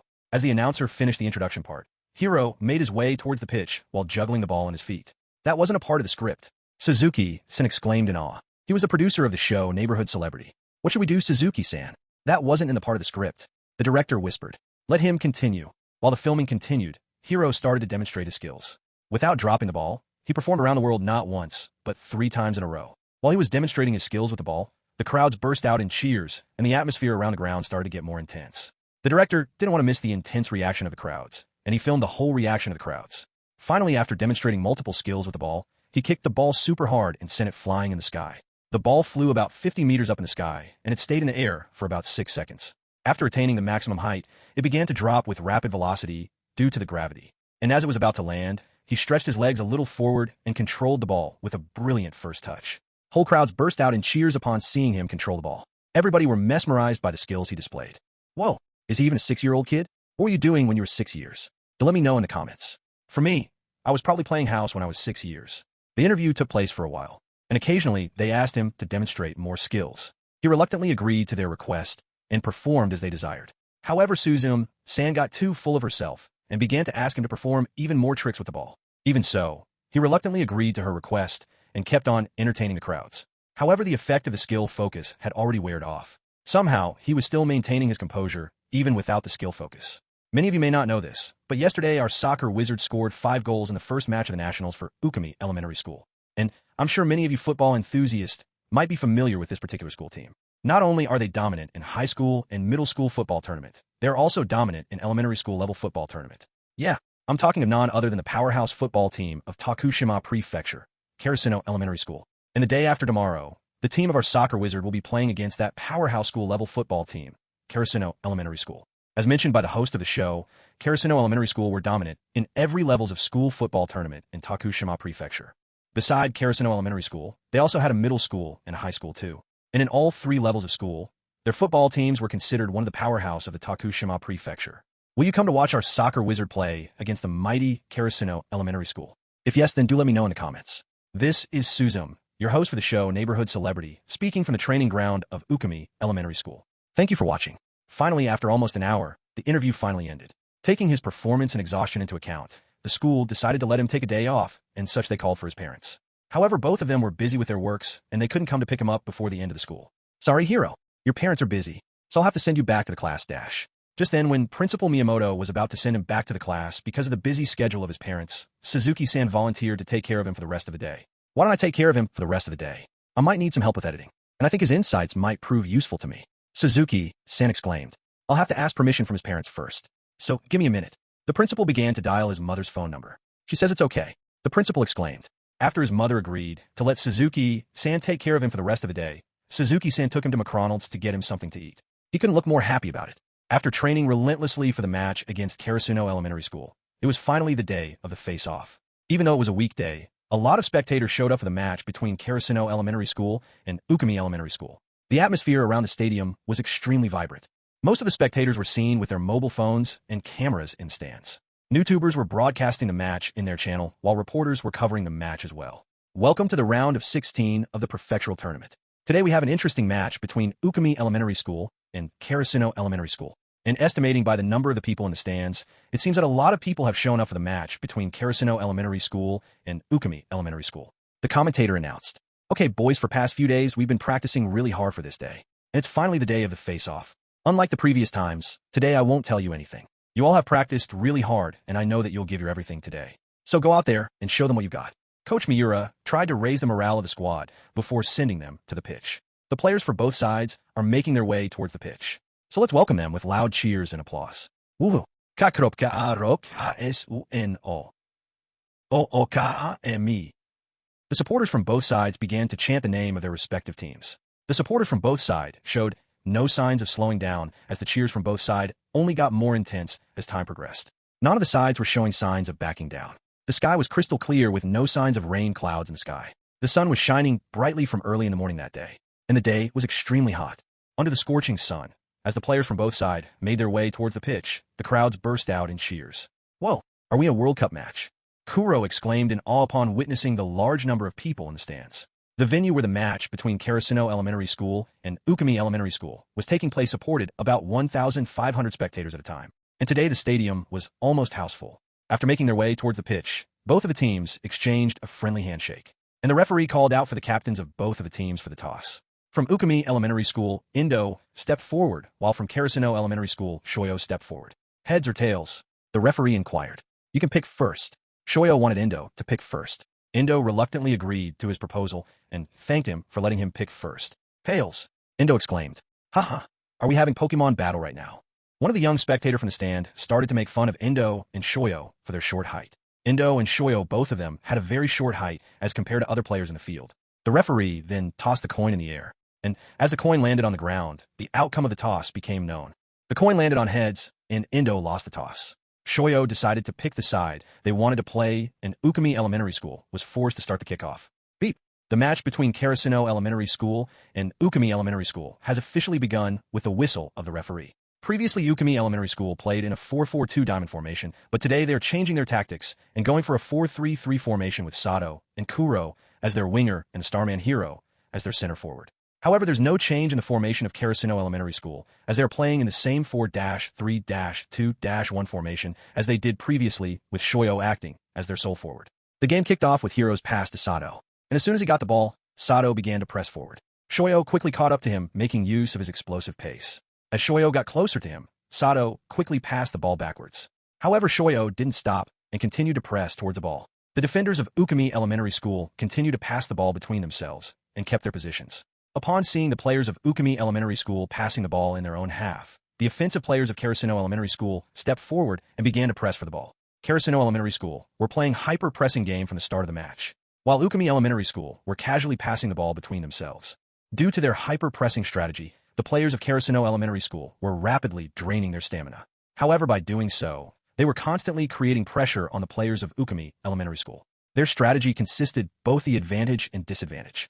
Due to the hyper-pressing strategy of Karasuno Elementary School, the players of Ukami Elementary School started to make mistakes as they started to mispass the ball. The mistakes only intensified as time progressed. At 17th minute of the game, due to the mistake of Kozai Otsuka, the defensive midfielder of Ukami Elementary School, Shoyo caught a loose ball in the center half of the pitch. As soon as he got the ball on his feet, he began to dribble the ball forward while making use of his lightning pace. It didn't take him more than few touches to showcase his skills, while the defenders of Ukami Elementary School blocked his shoot course. He surprised everybody in the stadium with his shot from outside the box. He performed a powerful shot from outside the box targeting the top right corner of the Ukami Elementary School's goalpost. Nobody expected him to make that kind of shot. And if it weren't for Endo, then they might have conceded a goal from that shot of Shoyo. Due to his short stature, Endo ran a few steps first and then lunged towards the ball. Instead of lunging sideways, he changed his angle a little bit in front and jumped at about 160 degrees. Endo barely managed to reach the ball and keep the ball away from the net. The ball bounced away as he saved the ball. Thud! Endo landed roughly on the ground while making that huge save. Loose ball, Endo shouted. The defenders of Ukami Elementary School were stunned by Endo's brilliant save that they didn't even notice the loose ball. Only after Endo shouted loose ball did they actually came back to their senses and made their way towards the ball. That was an incredible stop from Endo. However, the ball is still in the bounds, and it looks like Shoyo will be the one to reach the ball before anyone else. However, it was too late for them as Shoyo was already chasing the ball even before the ball touched Endo's gloves, as if he was expecting for a rebound. Bounce! Bounce! The ball began to bounce away from the goalpost, and after a few bounces, it rolled over at the left corner of the penalty box of the Ukami Elementary School. Because of his early run, Shoyo reached the ball before anybody else could reach. The defenders of Ukami Elementary School were still quite a distance away from Shoyo, and Endo was still lying on the ground. With Endo lying on the floor, the post was quite open. However, the angle for shooting was also tight as well. Despite the unfavorable angle for making a shot, Shoyo still decided to go for a shot. He kicked the ball hard towards the goalpost. With Endo unprepared, there was simply no stopping to Shoyo's shot. As the ball was released from his legs, it flew directly towards the goalpost. The crowd stood up in anticipation. Go! No! Everybody thought that it would end up as goal, but as if by stroke of luck, the ball hit the upper right crossbar of the goalposts and bounced back. Unlucky Shoyo, he hit the crossbar. That was an impressive play from Shoyo. He's showing everybody why they need to be wary of him. You lose a sight of him even for a moment, and he'll use that opportunity to score a goal against you. Luckily, the ball bounced towards one of the defenders of Ukami Elementary School, and this time the defenders of Ukami Elementary School made no mistake. He quickly passed the ball towards Otsuka, the defensive midfielder of Ukami Elementary School. Otsuka wasted no time and quickly released the ball forward towards Kyuan, one of the midfielder of Ukami Elementary School. Since most of the players of Karasuno Elementary School were in front of the goalpost of Ukami Elementary School had a chance to counterattack. And the players of Ukami Elementary School didn't waste any time as they began to charge the ball forward with lightning speed. Back! Get back! One of the players of Karasuno Elementary School shouted in desperation. The players of Karasuno Elementary School didn't waste any time and began to chase after the ball as well. As they began to fall back, the players of Ukami Elementary School found themselves in a 4 versus 7 situation. Against the 4 defenders of Karasuno Elementary School, there were 7 attackers of Ukami Elementary School rushing towards the goal. And even though the players of Karasuno Elementary School were falling back, it would have still taken them some time to position themselves. Kyuan then released the ball towards Hiro, who had fallen back a little. As soon as the ball was released towards Hiro, 2 of the defenders of Karasuno Elementary School surrounded him, while the 2 more defenders maintained a certain distance away from him. Oh, so you study my plays. 2 defenders for the face-off and 2 defenders to cover the empty spaces. Not bad, Hiro mumbled as he stood before 2 defenders of Karasuno Elementary School. The defenders of Karasuno Elementary School were unusually wary of Hiro. But you're forgetting something. I'm not the only one in our team who can score a goal. Hiro easily dribbled past those two defenders and cheekily lofted the ball towards Kuro. The keeper of Karasuno Elementary School came forward to block his course. However, instead of shooting the ball, Kuro passed the ball towards Sato, who was not marked by any players of Karasuno Elementary School. Sato gently tapped the ball inside the net and scored a goal in an open post. Golo, what a beautiful team goal from Ukami Elementary School. From defenders to attackers, everybody was involved in that beautiful goal. At 18th minute of the game, Karasuno Elementary School conceded the first goal of the game as Ukami Elementary School opened up the score sheet. Even after that goal, the players of Karasuno Elementary School didn't stop to press hard. As soon as they would lose positions, they'd quickly press for the ball. They were playing a Guggen pressing style game. Even though that particular playstyle would take some more years to become known to the public, the players of Karasuno Elementary School were playing in that playstyle unknowingly. Beep. The first half ended with a single goal, with Ukami Elementary School taking the lead. After that first goal, Karasuno Elementary School made countless attempts to draw the game, but their effort didn't amount to anything. After that mistake in the 17th minute of the game, the players of Ukami Elementary School had learned their lessons. And thus, every time the ball landed on Shoyo's feet, they didn't give him any opportunity to move the ball forward. They began to man-mark him for the entirety of the first half. Second half wasn't any different as well. They began to mark Shoyo right from the starting of the second half. Getting marked all the time, Shoyo started to show signs of frustration and anger. However, at 47th minute of the match, he shook off his mark and broke free. Just as he was charging the ball forward, Yamazaki Kento, the center back of Karasuno Elementary School, stood in front of him blocking his course. What will you do now, Mr. I'm a star of Karasuno Elementary School? Can't take the ball forward. Kento began to provoke Shoyo and get on his mind. Kento, who was already 11 years old, didn't hold back against Shoyo. Aside from his sturdy build, he didn't have anything flashy. Even though he used to play as a forward previously, Coach Miura converted him to a defender. And even though he was still learning to become a defender, he was sloppy in defense. However, the coach of Ukami Elementary School still put him in the starting team because of his unique trait. His unique trait was to get inside the head of the opponent. Thus, because of that unique trait of his, he was more suited to become a defender. At first, Shoyo tried to ignore his taunts, but eventually he gave out to his inner desire and lashed out at Kento because of earlier frustration for being marked all the time. Oh, what's this? Shoyo has gone out of control. He punched the defender of Ukami Elementary School in the face. Unable to control his anger, he jabbed Kento in his face in the middle of the match. Having been hit on his chin, Kento fainted immediately. Even with his sturdy body, he couldn't take on a blow that came out of nowhere. Beep! The referee blew his whistle and stopped the play. The players from both sides began to flock over the place where Kento fainted. And after that assault, the tension began to rise between both of the teams. The players from both sides began to push the players of opposite team. And just when a fight was about to break, security personnel who were the staff of the stadium were forced to intervene.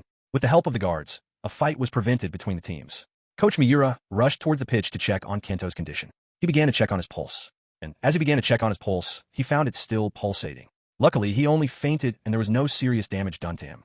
After the commotion, the referee warned every player involved in the strife and ejected Shoyo from the game by giving him red card. Kento was deemed unfit to participate in the match any further and was substituted for Akashi. Ding! Congratulations for the host for completing the quest. A golden ticket has been granted as a reward for the completion of the quest. A notification from the system appeared as Akashi made his debut. Beep! The game continued with a free kick for Ukami Elementary School. Even though the commotion was settled down, the tension between the two teams were quite vivid, even from the stands. For the next 13 minutes, Karasuno Elementary School played a very rough game. But without their star player, they were simply no match to Ukami Elementary School. They conceded 2 more goals in that remaining 13 minute and went on to lose the game with a score of 3-0.